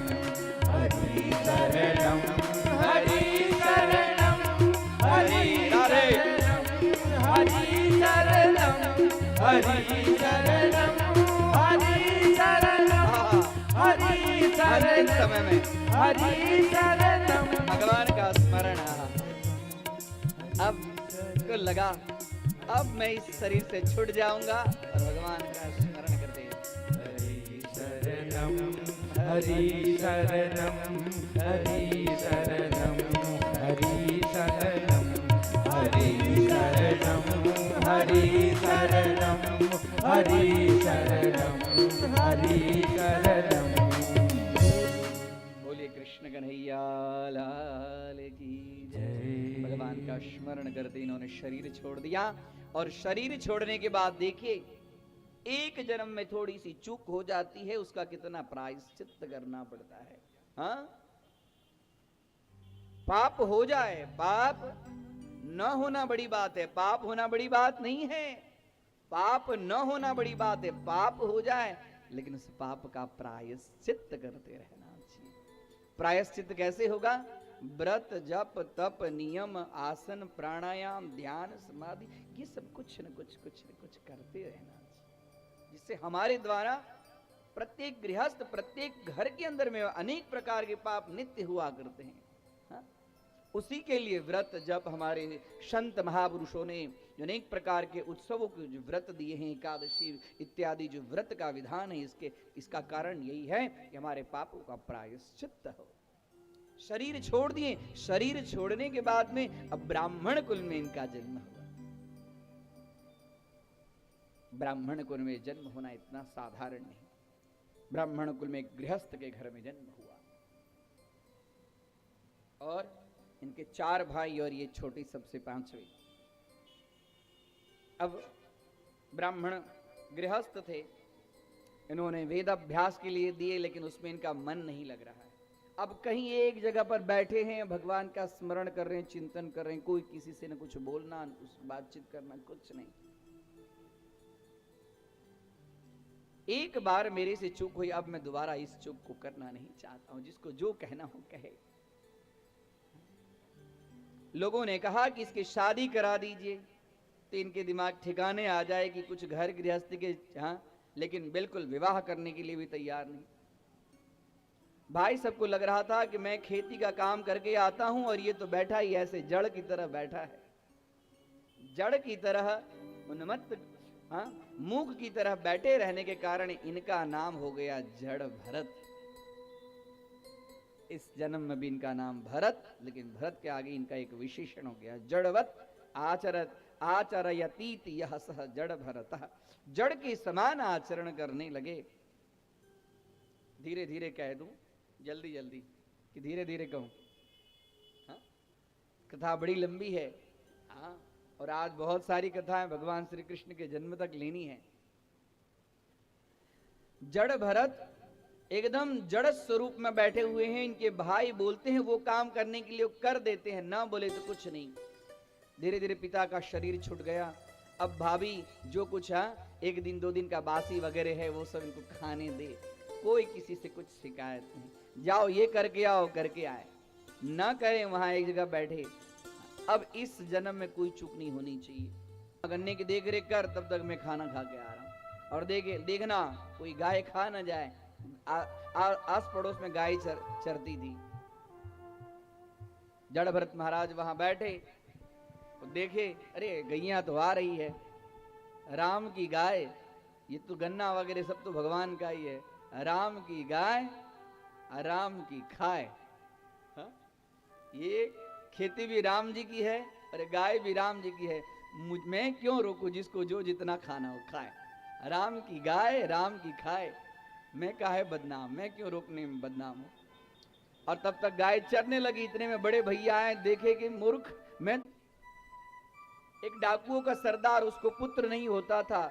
उसने पुत्र के लिए महाकाली मैया से प्रार्थना किया कि मुझे पुत्र होगा तो मैं आपको नर बलि चढ़ाऊंगा। और एक नर को खरीद कर लाया, बहुत सारे पैसे में खरीद कर लाया। वो जो मनुष्य था वो भाग गया। अब यहाँ नर बलि के लिए पूरी तैयारी की हो तो भाग गया। तो डाकू ने कहा कि जाओ जाओ, यहाँ आजू बाजू में जो कोई भी आदमी दिखाई पड़े उसको पकड़ कर ले आओ। तो देखे कि जड़ भरत महाराज इधर जा रहे हैं। डाकुओं ने पकड़कर उनको लाए। वो जैसे थे वैसे, उनको कोई फर्क नहीं पड़ रहा। बोले चलिए, हमारे सरदार आपको बुला रहे हैं। जड़ भरत महाराज को स्नान इत्यादि कराया गया। स्नान इत्यादि कराकर माला पहनाया गया। अब उनकी पशु नर बलि, उनकी बलि चढ़ाएंगे। अब इधर मां भद्रकाली, मेरा बड़ा लाडला मेरा पुत्र, हमेशा मेरे चिंतन में, ब्रह्म चिंतन में हमेशा संलग्न रहता है, यह दुष्ट इसका बलि चढ़ाएगा, ये मन में विचार। और ये एकदम सारी तैयारी की। जैसे ही ये बलि चढ़ाने के लिए तत्पर हुआ, उसी समय महाकाली मैया की मूर्ति फटी और वहां से भगवती प्रत्यक्ष प्रकट हो गई और प्रकट होकर अपने खड़ग से सारे डाकुओं का संहार कर दिया। जड़ भरत महाराज, भगवती उनको देखें, अभी भी जड़ भरत महाराज हाथ जोड़कर माता का स्मरण कर रहे हैं। फिर मां अपने मूर्ति के अंदर में विलीन हो गई। फिर जड़ भरत महाराज वहां से चल दिए, माला वाला सब वहां फेंक कर। उनको कोई हमारी बलि क्यों चढ़ा रहे, कोई उनको कोई शिकायत नहीं, कोई कुछ किसी से बातचीत नहीं करना, हमेशा जड़ की तरफ। इतने में राजा रहुगण, कच्छप प्रदेश के राजा रहुगण थे। रहुगण जा रहे थे कपिल मुनि के पास में ज्ञान प्राप्त करने के लिए। मैं जाऊं कपिल मुनि के पास ज्ञान प्राप्त करूं। पहले नहीं आता, पुराने जमाने में डोली आती थी, डोली जिनको शिविका कहते, डोली। डोली के ऊपर में कहार, दो आदमी आगे और दो आदमी पीछे, और कहार लेकर जाते। कहार के अंदर में राजा बैठे रहुगण। इतने में हुआ क्या कि उनका जो एक कहार था वो बीमार पड़ गया, उसकी स्थिति खराब। अब बेचारा पालकी ढोने में असमर्थ। राजा ने कहा देखो इधर उधर से कोई व्यक्ति आपको मालूम पड़े तो उसको ले आओ। देखें जड़ भरत महाराज को देखने में हट्टा कट्टा मस्त पहलवान की तरह, खाए पिए और कुछ करे ही नहीं। इधर उधर का काम काज करे तो शरीर में है थोड़ी रहे, इधर जड़ की तरह। पकड़ लो इसको, चलो राजा के पास ले आओ। ले आए, चलो लगो, लग गए। एक धोती फटी पुरानी मैल कुचैल और अंदर एक जनोई, मोटा सा जनोई, और कुछ नहीं शरीर के ऊपर में। लेकिन लिए हैं पालकी और देख रहे हैं कि मैं पालकी तो ले जा रहा हूं, मेरे पांव के नीचे नीचे दिख रहे, मेरे पांव के नीचे में कोई कीड़ी मकोड़ी दबकर मर न जाए। राजा चाले हाथी घोड़ा पालकी सजाएगे, और संतन चाले कीड़ियां कीड़ी मकोड़ी। संतन चाले पहिए पहिए कीड़ियां बचाएंगे, कहीं हमारे पांव से कोई किसी कीड़ी का, कोई मकोड़ी का, कोई जीव जंतु का हनन न हो जाए।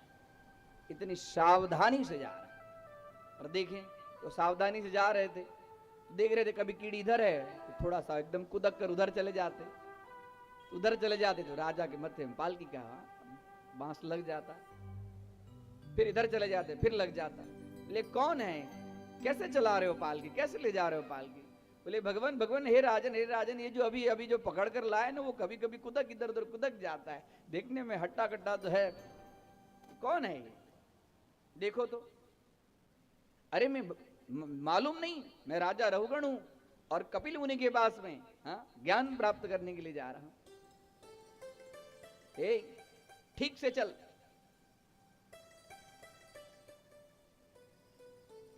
जड़ भरत महाराज कहते हैं कि राजन, जा रहे हो ज्ञान प्राप्त करने के लिए और मत्थे पर अहंकार की पोटली भरी पड़ी है। आहा, कोई तो साधारण आदमी तो बोल नहीं रहा है। देख रहे हैं ये कौन है, वास्तव में ज्ञान प्राप्त करने के लिए जा रहा हूं और मेरे अंदर मैं राजा हूं, अहंकार की पोटली है। कस्त्वं निगूढ़श्चरसि द्विजानां बिभर्षिश्रोत्रं कतमो वधूतः कस्त्वम, आपने जो ये कहा आप कौन है? कस्त्वम निगूढ़श्चरसि, आपके शरीर में यज्ञोपवीत है, आप ब्राह्मण लगते हैं। विभर्ष शूत्रम, आपके शरीर के अंदर में शूत्र लग रहा है। कतमो वधूतः, क्या आप मेरी परीक्षा करने के लिए अवधूत दत्तात्रेय भगवान तो नहीं आ गया? हाँ, देखिए थोड़ी सी बात हुई, राजा का अज्ञान का पर्दा हट गया। और जैसे अज्ञान का पर्दा हट गया, देख रहे अवधूता कस्यास्य कुत्रस्य यहापि कस्मात्, आप कौन है ये मुझे बताइए। क्षेमाय नश्चेदसि नोत शुक्लः, मेरा कल्याण कैसे होगा? अरे मैं जो कपिल मुनि के पास में जा रहा हूं, क्या वो कपिल मुनि तो आप नहीं है जो मेरी परीक्षा लेने के लिए आए? आप दत्तात्रेय तो नहीं है, आप कोई बहुत बड़े योगी और महर्षि तो नहीं है, आप कौन है ये मुझे बताइए। और जैसे देखते हैं इनके शरीर में जनोई, बोल रहे हैं अपने सेवक को रुको रुको रुको, और शिव का पालकी से सीधे झट नीचे उतरकर वहीं एक वृक्ष था वहीं पर बैठ गए और बोलते हैं कि आपकी वाणी एक दिव्य वाणी है, आप बताइए कि आप कौन है। हमसे बड़ा अपराध हो गया कि ब्राह्मण के द्वारा उठाए हुए पालकी लेकर मैं उसके ऊपर में और मैं ज्ञान की प्राप्ति के लिए जा रहा हूं। इस समय नयमस्य दंडात् नार्घ्य सोमा नीलवेत्तपान श्राचंके वृषं ब्रह्मकुलावमानात्, शंके वृषं ब्रह्मकुलावमानात्,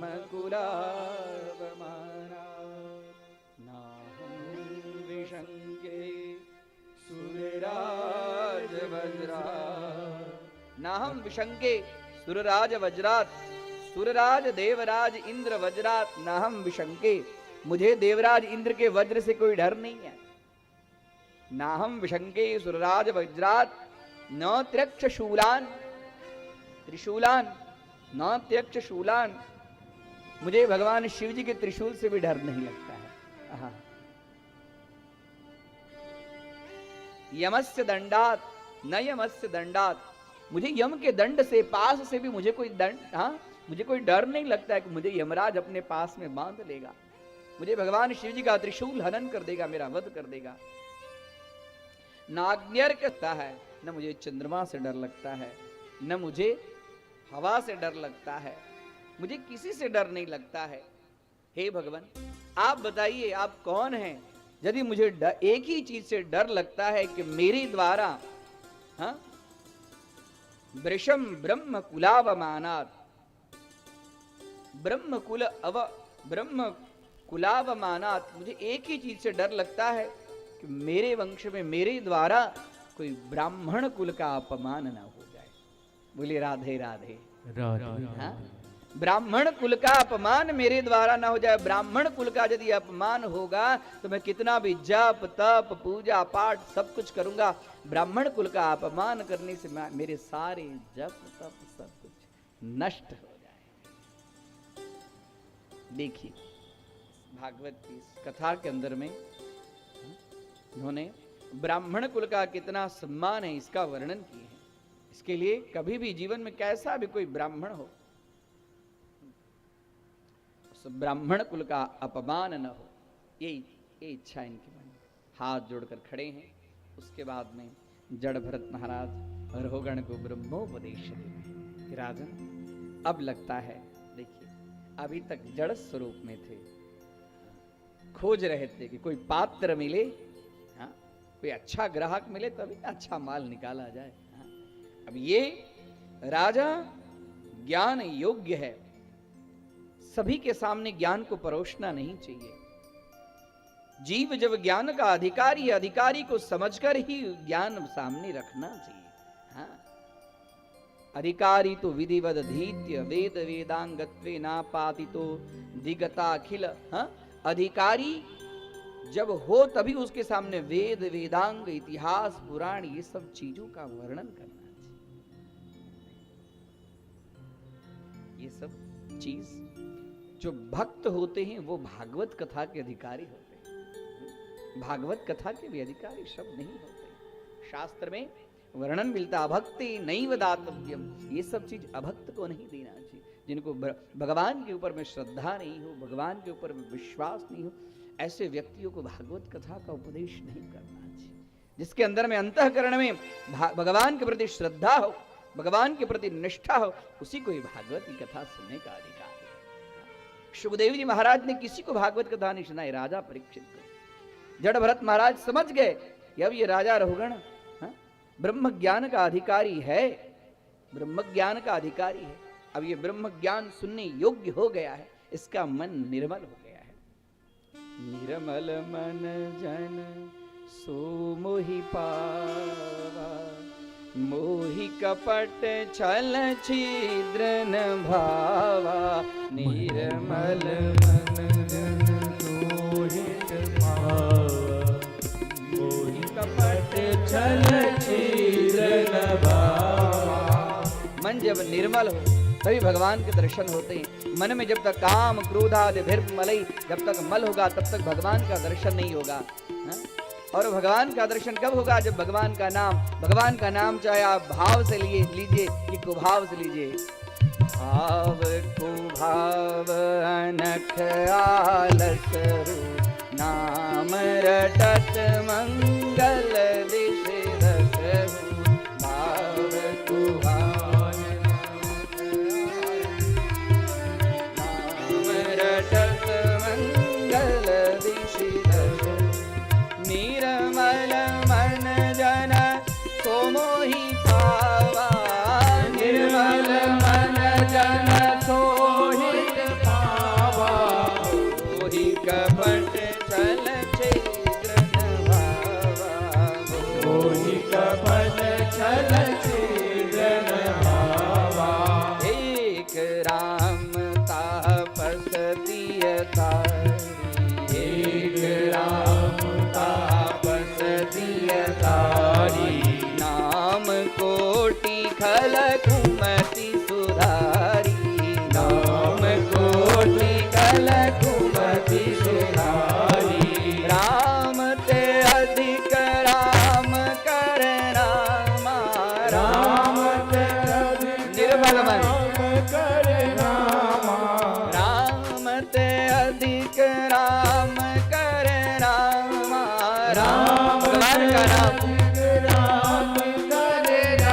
हमेशा भगवान का नाम स्मरण हो, मन निर्मल हो, वाणी निर्मल हो, तब भगवान की इच्छा होती है। पहले ही कहा कल भगवान हृदय में कैसे रूप में प्रादेश मात्र हृदयावकाश। भगवान प्रादेश मात्र हृदय अवकाश, हृदय में अपने आप विराजमान होते हैं। कब? जब हमारा मन शुद्ध हो। मन शुद्धि मन की शुद्धि के लिए श्रीमद् भागवत की कथा है। मन जब शुद्ध नहीं होगा तब तक भागवत की कथा अच्छी नहीं लगेगी। और मन जब शुद्ध होगा तदेव रम्यं रुचिरं नवं नवं तदेव शश्वन् मनसां महोत्सवं तदेव शोकार्णवशोषणं नृणां यदुत्तमश्लोकयशोनुदीयते। भगवान का समझ गए कि अब इसका मन निर्मल हो गया है, अब यह ज्ञान का अधिकारी है, अब इसको ज्ञान देना चाहिए। इसके बाद में श्रीमद् भागवत कथा के अंदर में एक प्रायश्चित्त की बात मैं आपको बार बार कहा कि जीव पाप तो करता है लेकिन पाप का उसको प्रायश्चित्त करना चाहिए कि मैं गलती किया हूं, मुझे स्वीकार करना चाहिए। आज हम आप गलती करके भी स्वीकार नहीं करते हैं।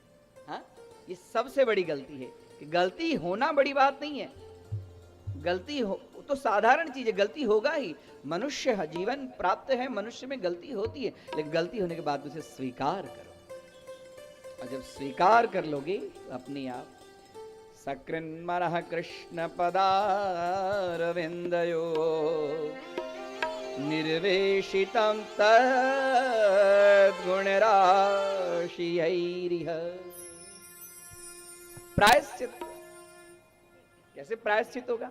एक बार भी मन सकृत मनः, एक बार भी मन में, हाँ, मन के अंदर में भगवान का कृष्ण पदारविंदयो, भगवान श्री कृष्ण के चरण कमल का एकदम शुद्ध अंतःकरण से यदि ध्यान हो जाए तो निर्वेशितम तत् गुणराशियैरिह,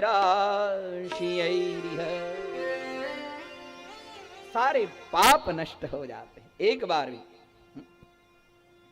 नते यमः पाशभृतश्च तद्भयान्, में भी यमराज उसके पास में आएगा नहीं। हाँ बोलिए राधे राधे। राधे राधे। इसने एक बार भी भागवत की कथा सुन ली हो, एक बार भी भगवान श्री कृष्ण का चरण कमल का सकृन्मनः कृष्ण पदारविंदयो निर्वेशितं तद्गुणराशियैरिह,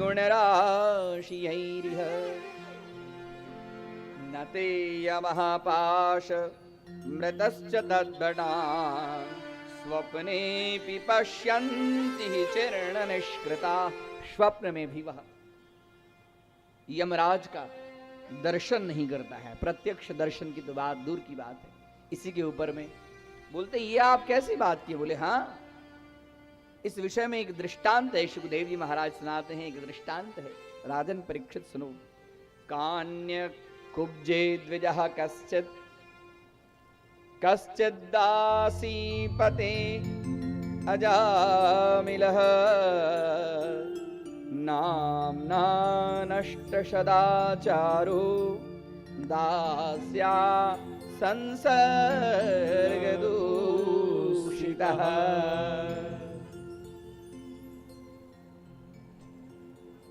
सुखदेव जी महाराज बहुत सुंदर एक दृष्टांत कहते हैं कि राजा परीक्षित सुनो।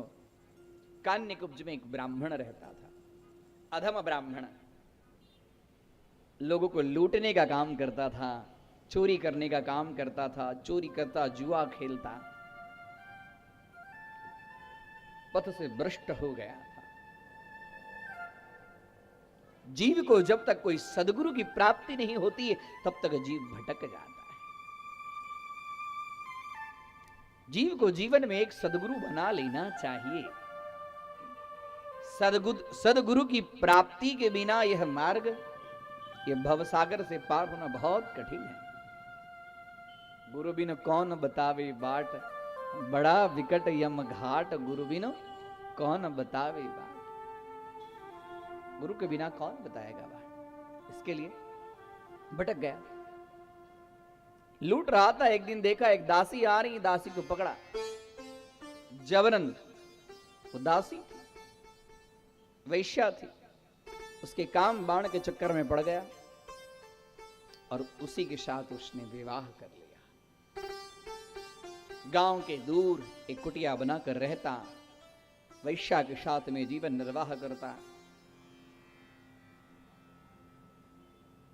लाता जो भी कुछ, जो आदमी जाता जंगल से निकलने वाला, कई लोग तो उसके नाम के कारण जंगल में रास्ता बंद कर दिया। उसके साथ में विवाह करके उसने 9 पुत्र उत्पन्न किए। एक दिन की बात है, एक कुटिया में जहां उदासी रहती थी, वैश्या रहती थी, उसी में एक साधु आए। भवत भिक्षाम देहि। आज इस साधु को देखकर उस वैश्या के मन में बड़ा प्रेम हुआ। कुछ आटा चावल, बोले महाराज जी आप यही भोजन कीजिए। बोले मैं आप दूसरे के हाथ का बनाया हुआ भोजन नहीं करता हूं, मैं खुद भोजन बनाता हूं। बोले कोई बात नहीं, आप ले जाइए, आपको क्या क्या लेना। बोले मुझे आटा दे दो, मैं रोटी बनाऊंगा, शालिग्राम भगवान को भोग लगाऊंगा, उसके बाद मैं स्वयं ग्रहण करूंगा।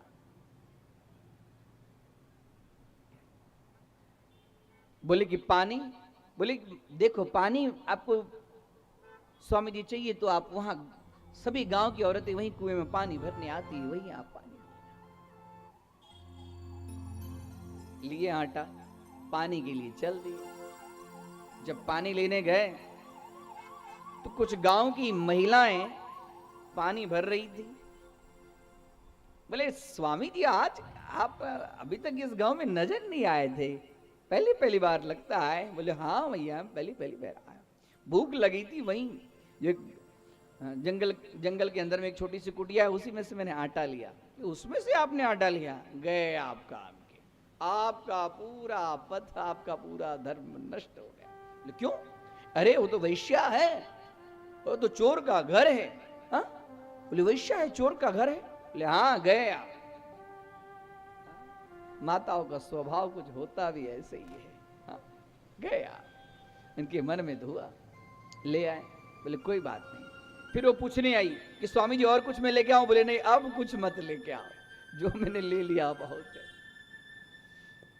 बनाए, भगवान के लिए प्रसाद भोग लगाए। त्वदीयं वस्तु गोविंद तुभ्यमेव समर्पितम गृहाण सुमुखो भूत्वा प्रसीद पुरुषोत्तम। भगवान को भोग लगाए, भोग लगा कर लिए।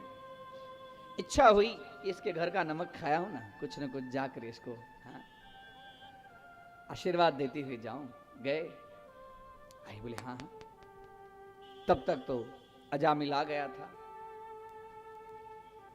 बोले कि मैं जा रहा हूं, तुम्हारे द्वारा जो कुछ जाते जाते तुम्हारे घर का कुछ अन्न ग्रहण किया ना, इसके लिए मेरी इच्छा है कुछ आशीर्वाद तुम्हें दे दूं। बोले हाँ हाँ बोलिए।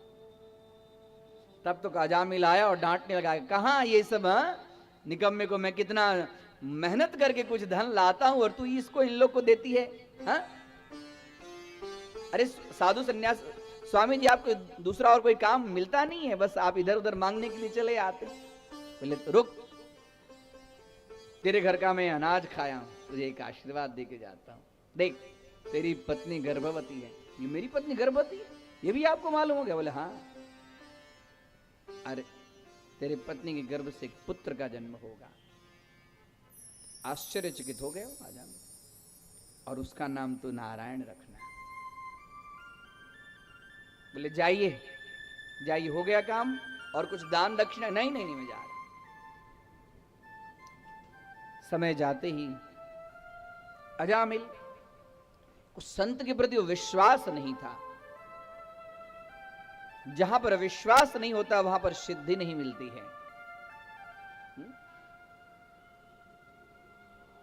यदि भावना सही नहीं हो तो वह कार्य सफल नहीं होता है। यादृशी भावना यस्य सिद्धिर्भवति तादृशी। जिस व्यक्ति की जैसी भावना होती है वह कार्य वैसे ही सफल होता है। इसके लिए जीवन में कभी भी अच्छा विचार करना चाहिए। कोई साधु ने कुछ कह दिया तो उसके बात के ऊपर में श्रद्धा होनी चाहिए, विश्वास होना चाहिए कि उन्होंने मुझे कह दिया, मेरा होगा। अपनी बात मनवाने के लिए नहीं, बार बार नहीं बोल दीजिए ये होना ही चाहिए, ये होना ही चाहिए, नहीं, अपनी बात को रखना नहीं चाहिए। साधु की बातों में, आचार्यों की बातों में, गुरुजनों की बातों में श्रद्धा रखनी चाहिए। लेकिन वैश्या के मन में श्रद्धा थी। और जैसे ही समय आया, पुत्र का जन्म हुआ। पुत्र के जन्म होते ही वो अजामिल के अंदर में अब श्रद्धा आई। वो बोले थे कि पुत्र होगा तो पुत्र ही हुआ। चलो, उन्होंने कहा था कि इसका नाम नारायण रखना, तो उनकी बातों में अब श्रद्धा हुई, इसका नाम नारायण। नारायण रख दिया। धीरे धीरे सबसे छोटा पुत्र था, खूब अतिशय उसके ऊपर में प्रेम, वात्सल्य, स्नेह। कहीं भी जाता, नारायण इधर आओ, चलो घूमने चलते हैं। नारायण इधर आओ, कहीं से आता तो नारायण पानी लेके आओ। नारायण नारायण नारायण नारायण, समझ गए। देखिए, एक समय भी साधु यदि भोजन किए हैं तो उसके कल्याण के लिए सोचते हैं कि सजीव का कल्याण कैसे हो। उसका नाम है साधु। पर कार्यम साधनोति यह सह साधु। जो दूसरे के कार्य को सिद्ध करने के लिए जो हमेशा तत्पर होता है, उसका नाम होता है साधु। अजामिल मन में विश्वास हो गया कि उन्होंने जो कहा सही कहा, नारायण रखना चाहिए। नारायण नारायण करते करते, अजा शब्द का अर्थ होता है माया। और माया में जो मिला हुआ जो जीव है वो इस अजामिल की बात नहीं है, इस अजामिल की बात है। अजामिल मतलब है कि जीव। माया में जो मिला हुआ जो जीव है उसका नाम है अजामिल। और वैश्या उसकी पत्नी है, यानी काम क्रोधादि जो इंद्रियां जो हमेशा लोलुप रहती हैं, यह मायावी व्यक्ति की पत्नियां हैं। और इस इंद्रियों से जब तक कोई साधु सन्यासी संत महापुरुषों का जब तक संयोग नहीं होगा, और संयोग होने के बाद में साधु संत महापुरुषों की वाणी में जब तक निष्ठा नहीं होगी, तब तक नारायण जैसे पुत्र, नारायण जैसे फल की प्राप्ति नहीं होगी। इसके लिए ये जो अजामिल है, नारायण नारायण नारायण नारायण रटने लगा। समय आया, मरणासन्न की स्थिति हो गई। देख रहा है सब यमदूत लेने आए इसको। यमदूत को बड़ा बड़ा स्वरूप देखकर, हाँ, बड़े बड़े काले कलूटे, बड़े बड़े दांत, हाथ में पाश लेकर आए हैं। यह देखकर मरण अवस्था में पड़ा है खटिया के ऊपर में, जोर से पुकारा, नारायण नारायण इधर आओ, नारायण नारायण इधर आओ, नारायण नारायण इधर आओ। यहां यमदूत को देखकर इसकी हालत खराब हो गई, शरीर विचलित हो गया। इतने में जो नारायण नारायण जो पुकारा, तो पुकार रहा है अपने बेटे को, और उसी समय भगवान नारायण के विष्णु दूत भी वहीं पर आकाश मार्ग में विचरण कर रहे थे। बोले कि मेरे वहां यह जीव मरणावस्था को प्राप्त हो चुका है, और ये हमारे स्वामी का नाम ले रहा है। हमारे स्वामी का नाम लिया तो ये तो हमारा क्लाइंट है, ये तो हमारा ग्राहक है, हा? ये तो हमारे हम मरने के समय में हमारे नाथ का नाम लिया है, अर्थात इस जीव के पास में हमको जाना चाहिए। विष्णु दूत गए, वो देख रहे हैं कि मैं आऊं, उससे पहले तो यमदूत हैं। यमदूत उन लोगों को लेने के लिए तैयार। विष्णुदूत कहते हैं, यमदूत क्या कर रहा है तू? तो बोले अब इसका समय पूरा हो चुका है, इसने पूरी जिंदगी चोरी किया है, लोगों को लूटा है, असत्य भाषण किया है, अकर्तव्य किया है, हाँ, इसको लेने हम आए हैं। बोले इसको तू ले नहीं जा सकता। बोले क्यों? बोले कि अंतिम समय में इसने हमारे नाथ का नाम लिया है। बोले आपके नाथ का नाम नहीं लिया है, वो अपने पुत्र का नाम लिया। बोले उसका पुत्र का नाम नारायण तो है ना, नारायण नाम हमारे नाथ का है। बोले कृष्ण कन्हैया लाल की जय। नारायण नाम हमारे स्वामी का है, और हमारे स्वामी के नाम लेने के समय तू नहीं आ सकता। बोले ये यमदूत की आज्ञा है। बोले यमदूत की आज्ञा है, तू यहां से चला जा। बोले हम नहीं जाएंगे। ये क्या है? मरणासन्न अवस्था में पड़ा है खटिया में, और अपने दृष्टि से देख रहा है कि दोनों जो बातचीत कर रहे हैं। जीव जब मरण स्थिति में आते हैं ना, तो उस समय में उनको दिव्य दृष्टि प्राप्त हो जाती है ना। हाँ? अपने आप पूरा अपने जीवन का कर्म उसको याद आता रहता है कि मैंने कैसे कैसे कर्म किए। अब वो देख रहा है कि विष्णुदूत और यमदूत दोनों का संवाद सुन रहा है। संवाद सुनने के बाद में इतना ही नहीं, यमदूत जब दुराग्रह करते हैं, हट करते उसके प्राण को ले जाने के समय में, तो ऐसे समय में दोनों का युद्ध होता है, विष्णुदूत और यमदूत का। और विष्णुदूत ने यमदूत की बराबर पिटैया की। भाग गए यमदूत यमराज के पास में। बोले आज से मैं ये नौकरी आपकी नहीं करूंगा। हाँ? आप बोलते हैं उसको ले जाने के लिए, मैं वहां उसको ले जाने के लिए आता हूं। वहां विष्णु के दूत हम लोग की पिटैया की। विष्णु के दूत वहां पिटेगी? हाँ क्यों? तो वो उसके प्राण को हम ले जा रहे थे, और इतने वो नारायण नारायण बोला, और नारायण नारायण बोला तो नारायण के दूत आ गए, और उसके साथ में हमारी बाती और हम लोग मार खा के आए। उस समय यमराज यमदूत को कहते हैं, स्वपुरुषमपि वीक्ष्य पास हस्तम। अपने हाथ में पास लिए हुए वह यमराज यमदूत को कहते हैं, यमदूत जहां अंतिम समय में कोई जीव भगवान का नाम ले, वहां तक आजू बाजू में भी तू भटकना मत। जहां पे भगवान का नाम ले रहा हूं, वहां पर आजू बाजू में भटकना मत। ये तो अच्छा है कि इस बार तू मार खा के आया है, यदि तू दोबारा जाएगा तो अगले बार हमारा नंबर आएगा। बोलिए राधे राधे। राधे राधे। इस बार तू मार खा के आया, अगली बार हम मार खा के आएंगे।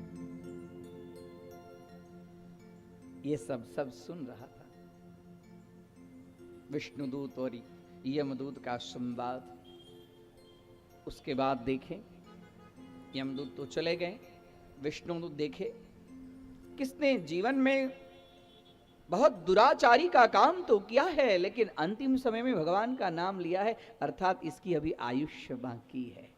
12 वर्ष उसकी आयुष्य बाकी थी। कोई किसी का आयुष्य बढ़ा नहीं सकता है और कोई किसी का आयुष्य घटा भी नहीं सकता है। व्यक्ति का जो सत्कर्म होता है वही उसके आयुष्य को बढ़ा देता है। वह साधु की बातों का इसके अंदर में विश्वास हो गया और नारायण नारायण उसके नाम, उसके मुख से नाम बार बार निकलने लगा। उस निकलने के फलस्वरूप में जो उसकी आयुष्य असत कर्म के कारण नष्ट हो चुकी थी, वह फिर से उसका पुण्य कर्म बढ़ा और 12 वर्ष तक फिर से उसने जीवन व्यतीत किया। 12 वर्ष व्यतीत करने के बाद में वह उसके बाद में सारी विषय वासना छोड़कर भगवान नारायण के स्मरण में हमेशा कुछ भी हो तो सकृदेव प्रपन्नाय कृष्ण पादारविंदयो निर्वेशितं तद्गुणा राशियैरिव। एक बार भी यदि भगवान नाम का संकीर्तन हो जाए, भगवान नाम का चिंतन हो जाए कि भगवान श्री कृष्ण का चरण कमल कितना कोमल है, कमल की तरह से कोमल है, ऐसे युगल सरकार के चरण का दर्शन भी हो जाए तो उसको यही कथा सुनाए कि स्वप्न में भी उसको यम नहीं ले जा सकता, प्रत्यक्ष लेने की तो बात ही क्या है। इस कथा का उद्देश्य यही है कि जितना हो सके उतना हम भी, आप भी, इस कथा से वर्णन मिलता है कि हम भी अपने संतान का नाम, हम भी अपने पुत्र का नाम, पौत्र का नाम भगवान के नाम के अंतर्गत रखें, जिससे कम से कम बार बार उनका नाम लेते लेते लेते लेते भगवान का नाम तो लिया जाएगा। श्रीमन्नारायण नारायण नारायण भजमन नारायण नारायण नारायण श्रीमन्नारायण नारायण नारायण श्रीमन्नारायण नारायण नारायण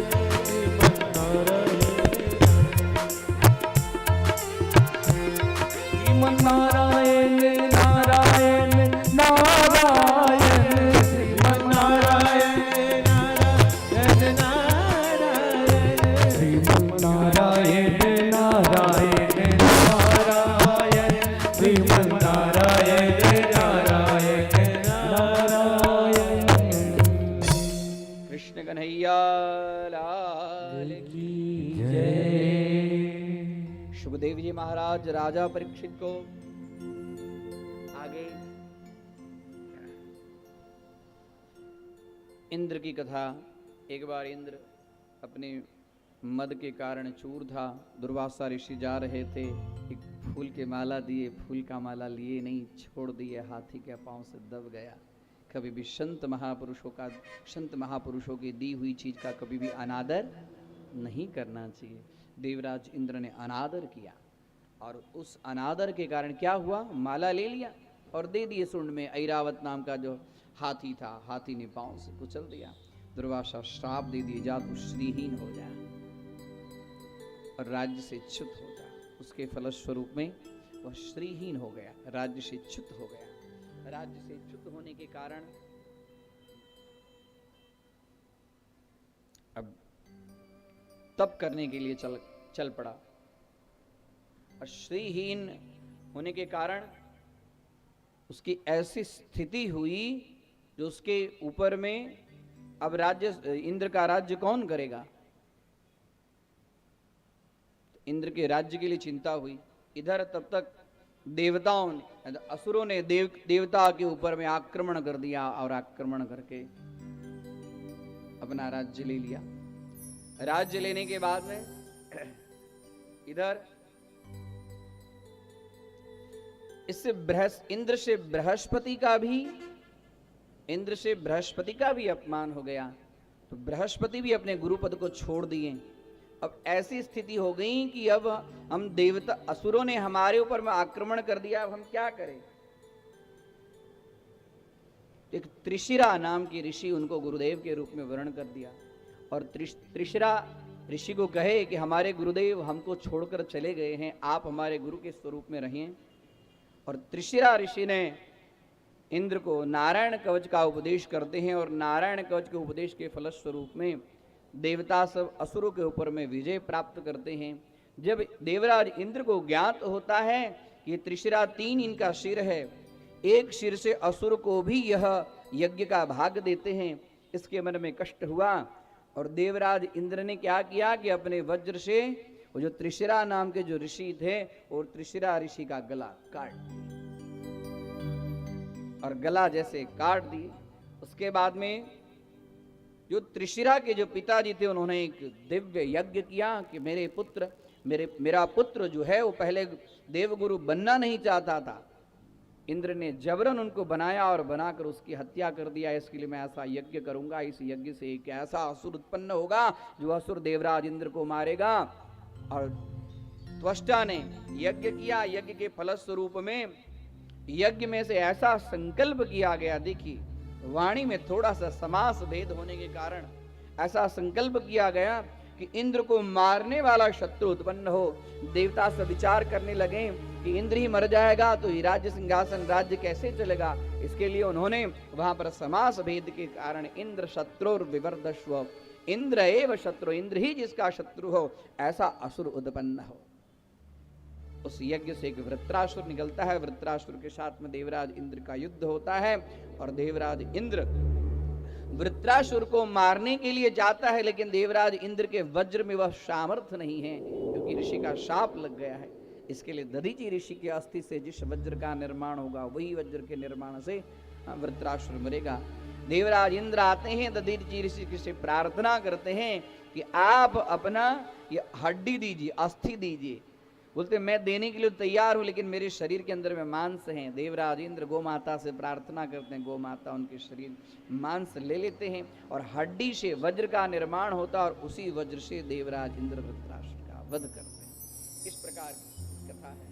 अब आगे सुखदेव जी महाराज राजा परीक्षित को अदिति माता के जो छोटे पुत्र हिरण्यकशिपु, जो हिरण्याक्ष वध के कारण एकदम व्याकुल था कि मेरे बड़े भाई को मारने वाला जो विष्णु है उस विष्णु से मैं कैसे बदला लूं।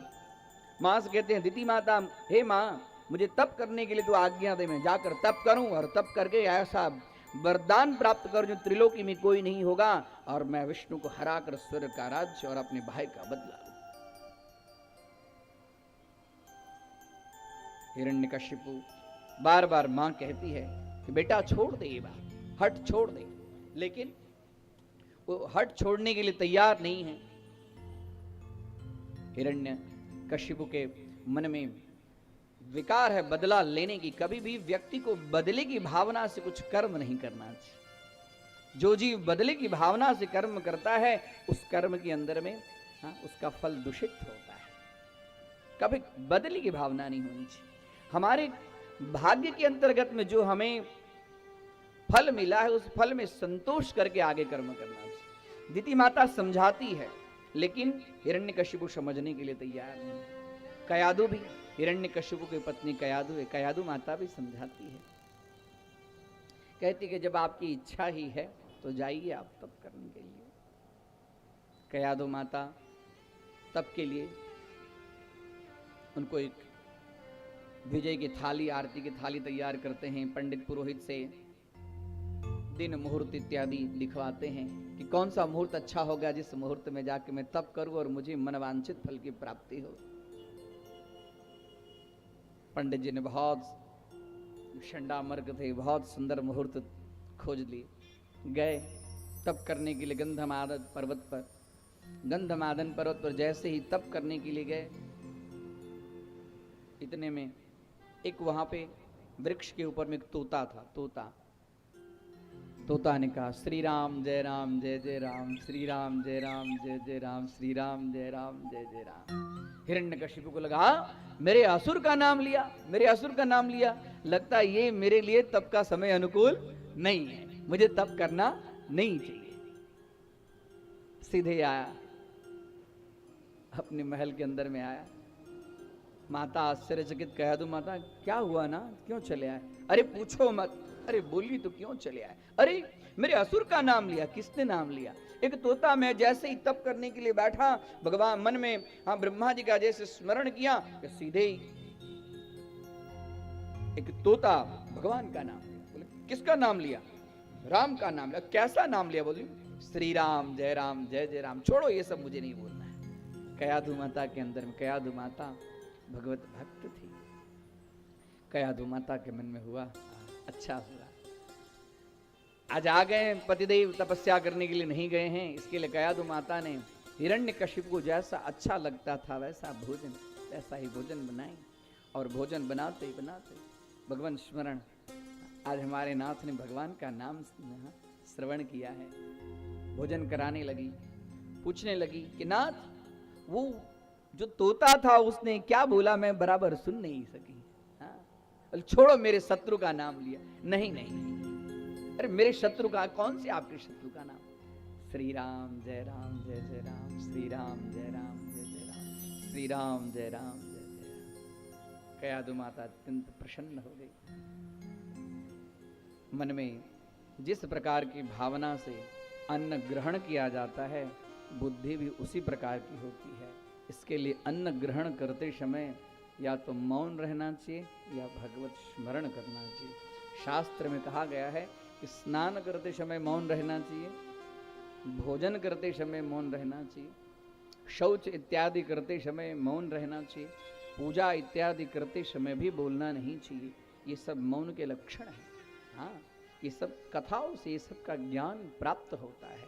इसके लिए समाज में कथा की आवश्यकता है। कथा क्यों सुननी चाहिए?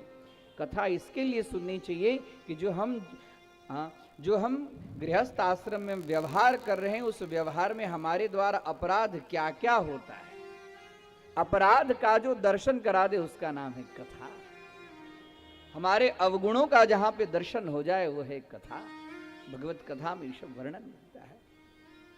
कयाधु माता के मन में ये सब स्मरण होने लगा। भगवान का नाम लेकर आज अन्न ग्रहण की उसी रात कयाधु माता गर्भवती होती है। और गर्भवती होने के बाद में बस जो विधि का विधान था हो गया। इसके बाद फिर से हिरण्यकशिपु कहते कि अब एक सुंदर मुहूर्त दीजिए जिसके फलस्वरूप में मेरे मन की जो मैं मन में कामना करता हूँ वैसा मुझे वर की प्राप्ति हो। शंडामर्क महाराज ने फिर से सुंदर मुहूर्त दिया। ये तो और भी सुंदर मुहूर्त था जो भगवान का स्मरण करके उसके बाद आए। उसके बाद में गंधमादन पर्वत पर चले जाते हैं तप करने के लिए।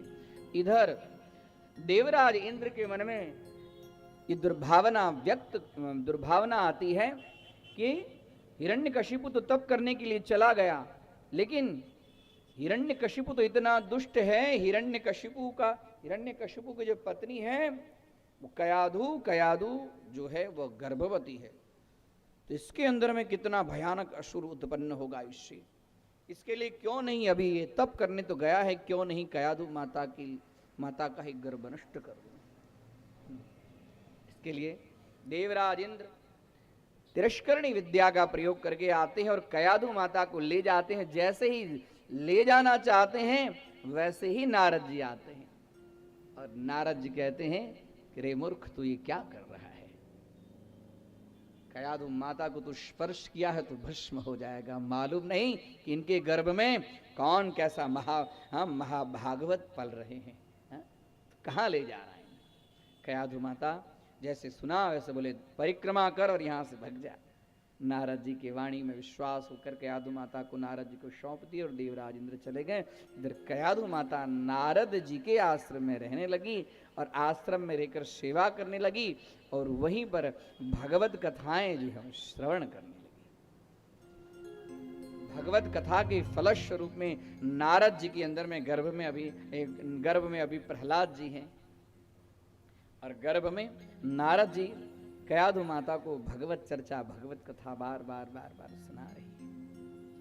इधर हिरण्यकशिपु तप करने के लिए गंधमादन पर्वत पर गए। हिरण्यकशिपु ने इतना कठिन तप किया है, इतना कठिन तप किया है कि त्रिलोकी में सब जगह उसके तपस्या के कारण सब जल रहे इनका तेज से।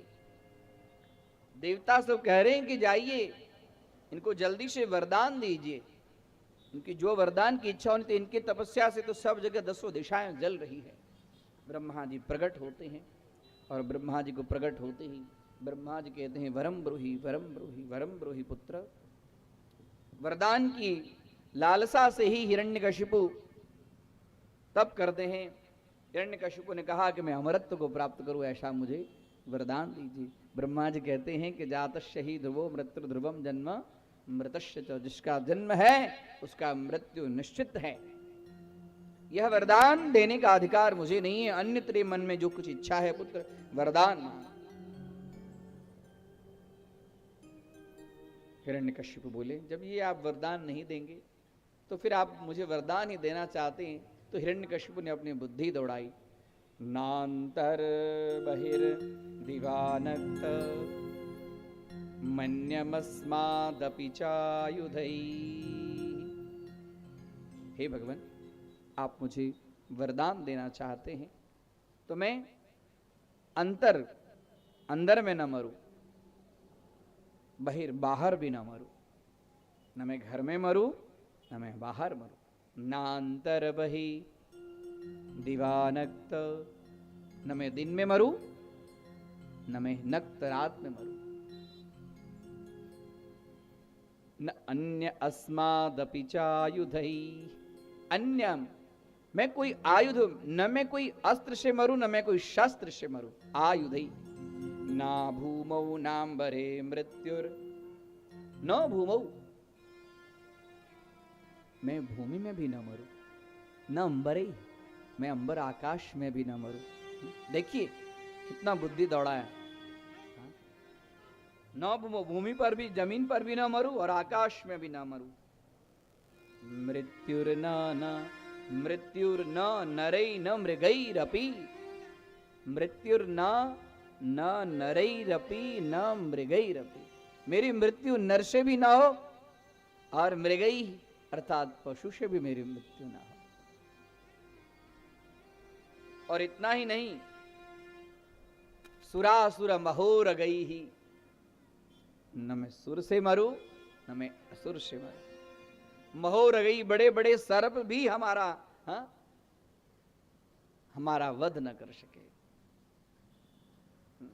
आप यदि एकपत्यम हि देहिनाम, हे एकपत्यम, हे ब्रह्मा जी, यदि आप मुझे वरदान ही देना चाहते हैं तो ऐसा वरदान दीजिए कि न मैं अंदर मरूं न बाहर मरूं, न ऊपर मरूं न नीचे मरूं, न अस्त्र से मरूं न शस्त्र से मरूं, न दिन में मरूं न रात में मरूं, न मनुष्य से मरूं न प्राणी से मरूं न पशु से मरूं। ब्रह्मा जी सोचे कि जल्दी से इसको तथास्तु करके भागू, नहीं तो और भी कुछ क्या क्या मांगेगा कोई ठिकाना नहीं है। इसके लिए ब्रह्मा जी तुरंत अदृश्य हो गए। इधर तो अपने मन का वर पाकर हिरण्यकशिपु एकदम मस्त हो गया।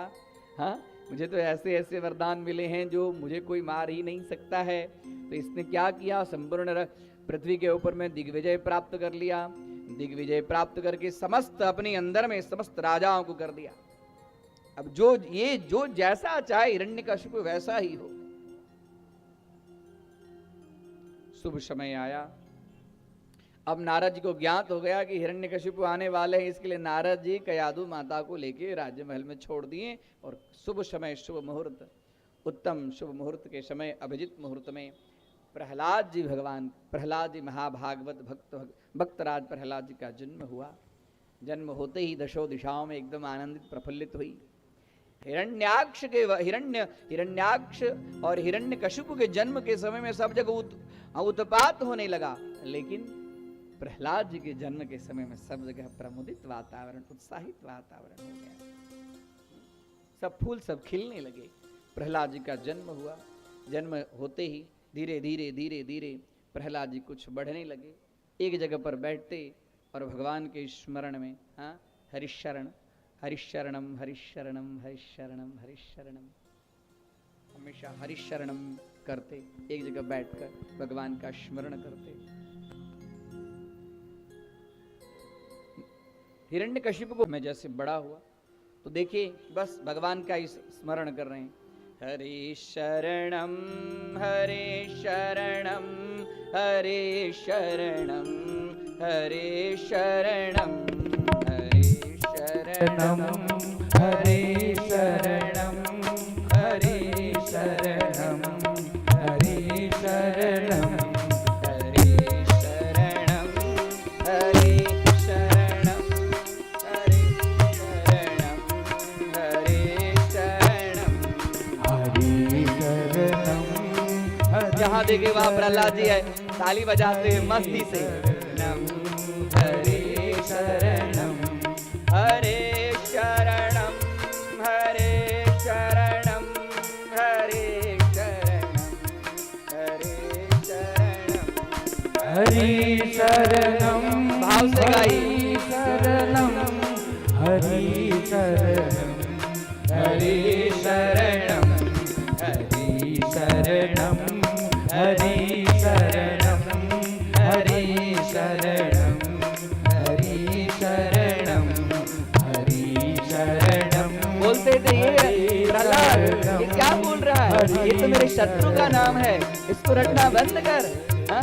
लेकिन प्रहलाद ये प्रहलाद जी के मन में हमेशा ऐसा आएगी हरे शरणं हरे शरणं हरे शरणं हरे शरणं हरे शरणं हरे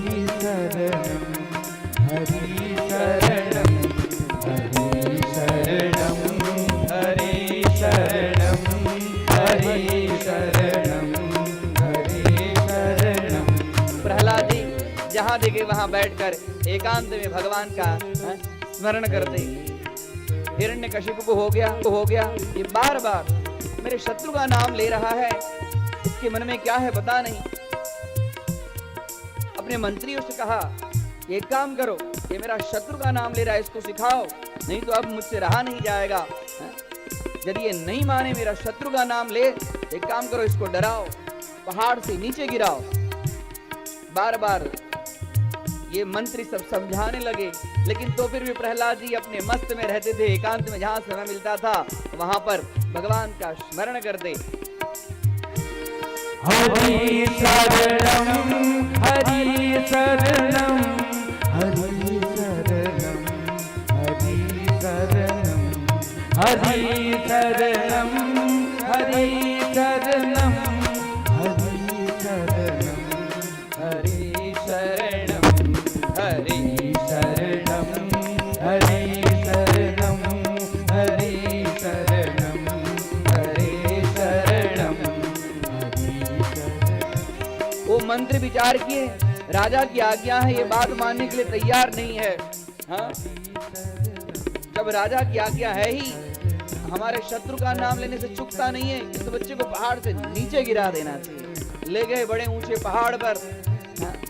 हिरण्यकशिपु के सेनापति और जोर से फेंके लक्ष्मी माता को लगा मेरा पुत्र हाँ पहाड़ से नीचे गिराया जाता है सीधे ही एक दिव्य स्वरूप में वहां आई और अपने गोदी में ले लिए और उनको देखकर प्रहलाद जी एकदम भगवान का स्मरण कर ले हरि शरणं हरि शरणं हरि शरणं हरि शरणं हरि शरणं हरि शरणं हरि शरणं हरि शरणं हरि शरणं हरि शरणं हरि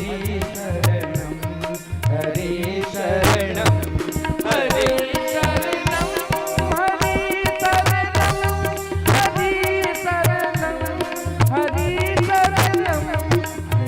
शरणं हरि शरणं प्रहलाद जी मस्त हैं भगवान के धुन में हाँ अब तो फिर भी हिरण्यकशिपु ने सोचा कि पहाड़ से नीचे गिराया गया तो फिर भी हमारे शत्रु का नाम नहीं छोड़ रहा है बोले ए सेनापति ए मंत्री मेरे बेटे को हाँ ये तो हाथी जो चल रहे हैं ना हाथी के बीच में डाल दे हाथी के पांव से कुचल जाए ऐसे बेटे को रखने से क्या फायदा जो मेरे शत्रु का ही नाम स्मरण कर रहा है हाँ यहाँ कितनी सारी हाथियां हाथी एकदम दौड़ रहे हैं हाथी को मदिरा पिलाकर मस्त कर दिया गया और उस बीच में प्रहलाद जी को फेंक दिया गया और प्रहलाद जी एकदम भगवान के हरि शरणं हरि शरणं हरि शरणम हरि गाइए।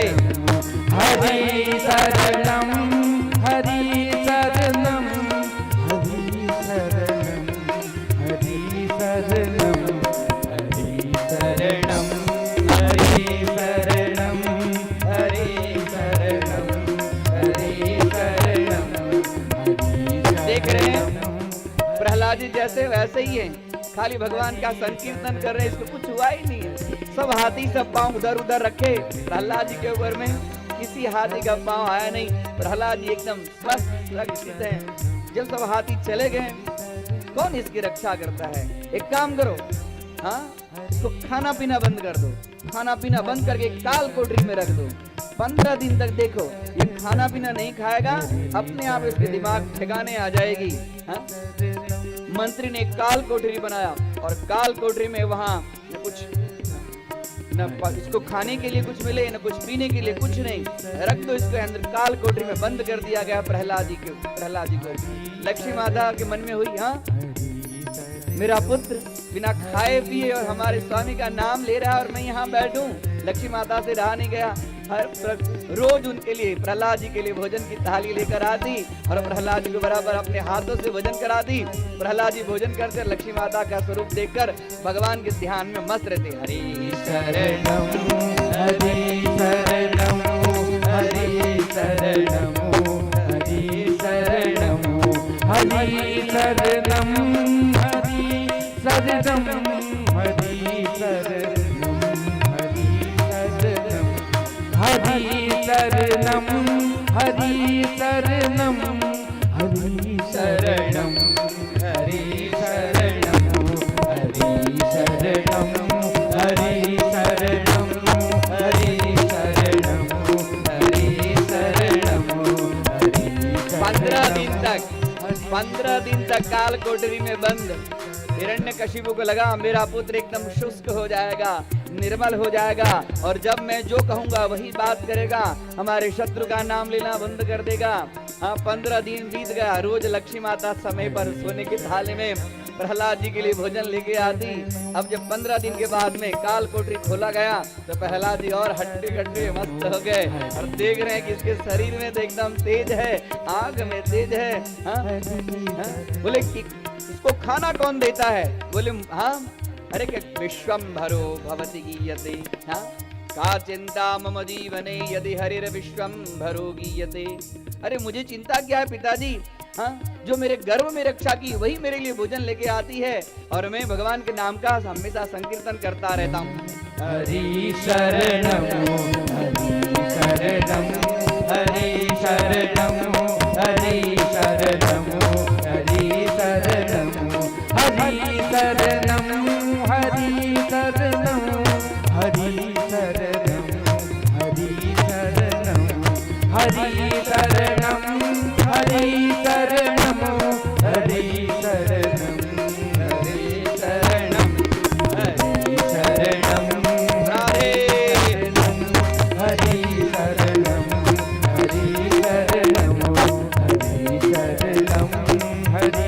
हिरण्यकशिपु अनेक प्रकार के विचार कर रहा है, ये कैसे मानने के लिए तैयार नहीं, मेरे शत्रु का नाम छोड़ने के लिए तैयार नहीं। बड़े चिंता में बैठा था राज सिंहासन पर। इतने में उसकी बहन आई जिसका नाम था होलिका। बोले भैया आप क्यों चिंता करते हैं? अरे बहना क्या कहूँ, जब देखूं तब मेरा ही पुत्र मेरे शत्रु का नाम लेता रहता है, मुझे दुखी करता रहता है। इसको मारने के लिए मैंने न जाने कितने सारे उपाय कर दिए, लेकिन ये सारे उपाय को फैल हो जाता है।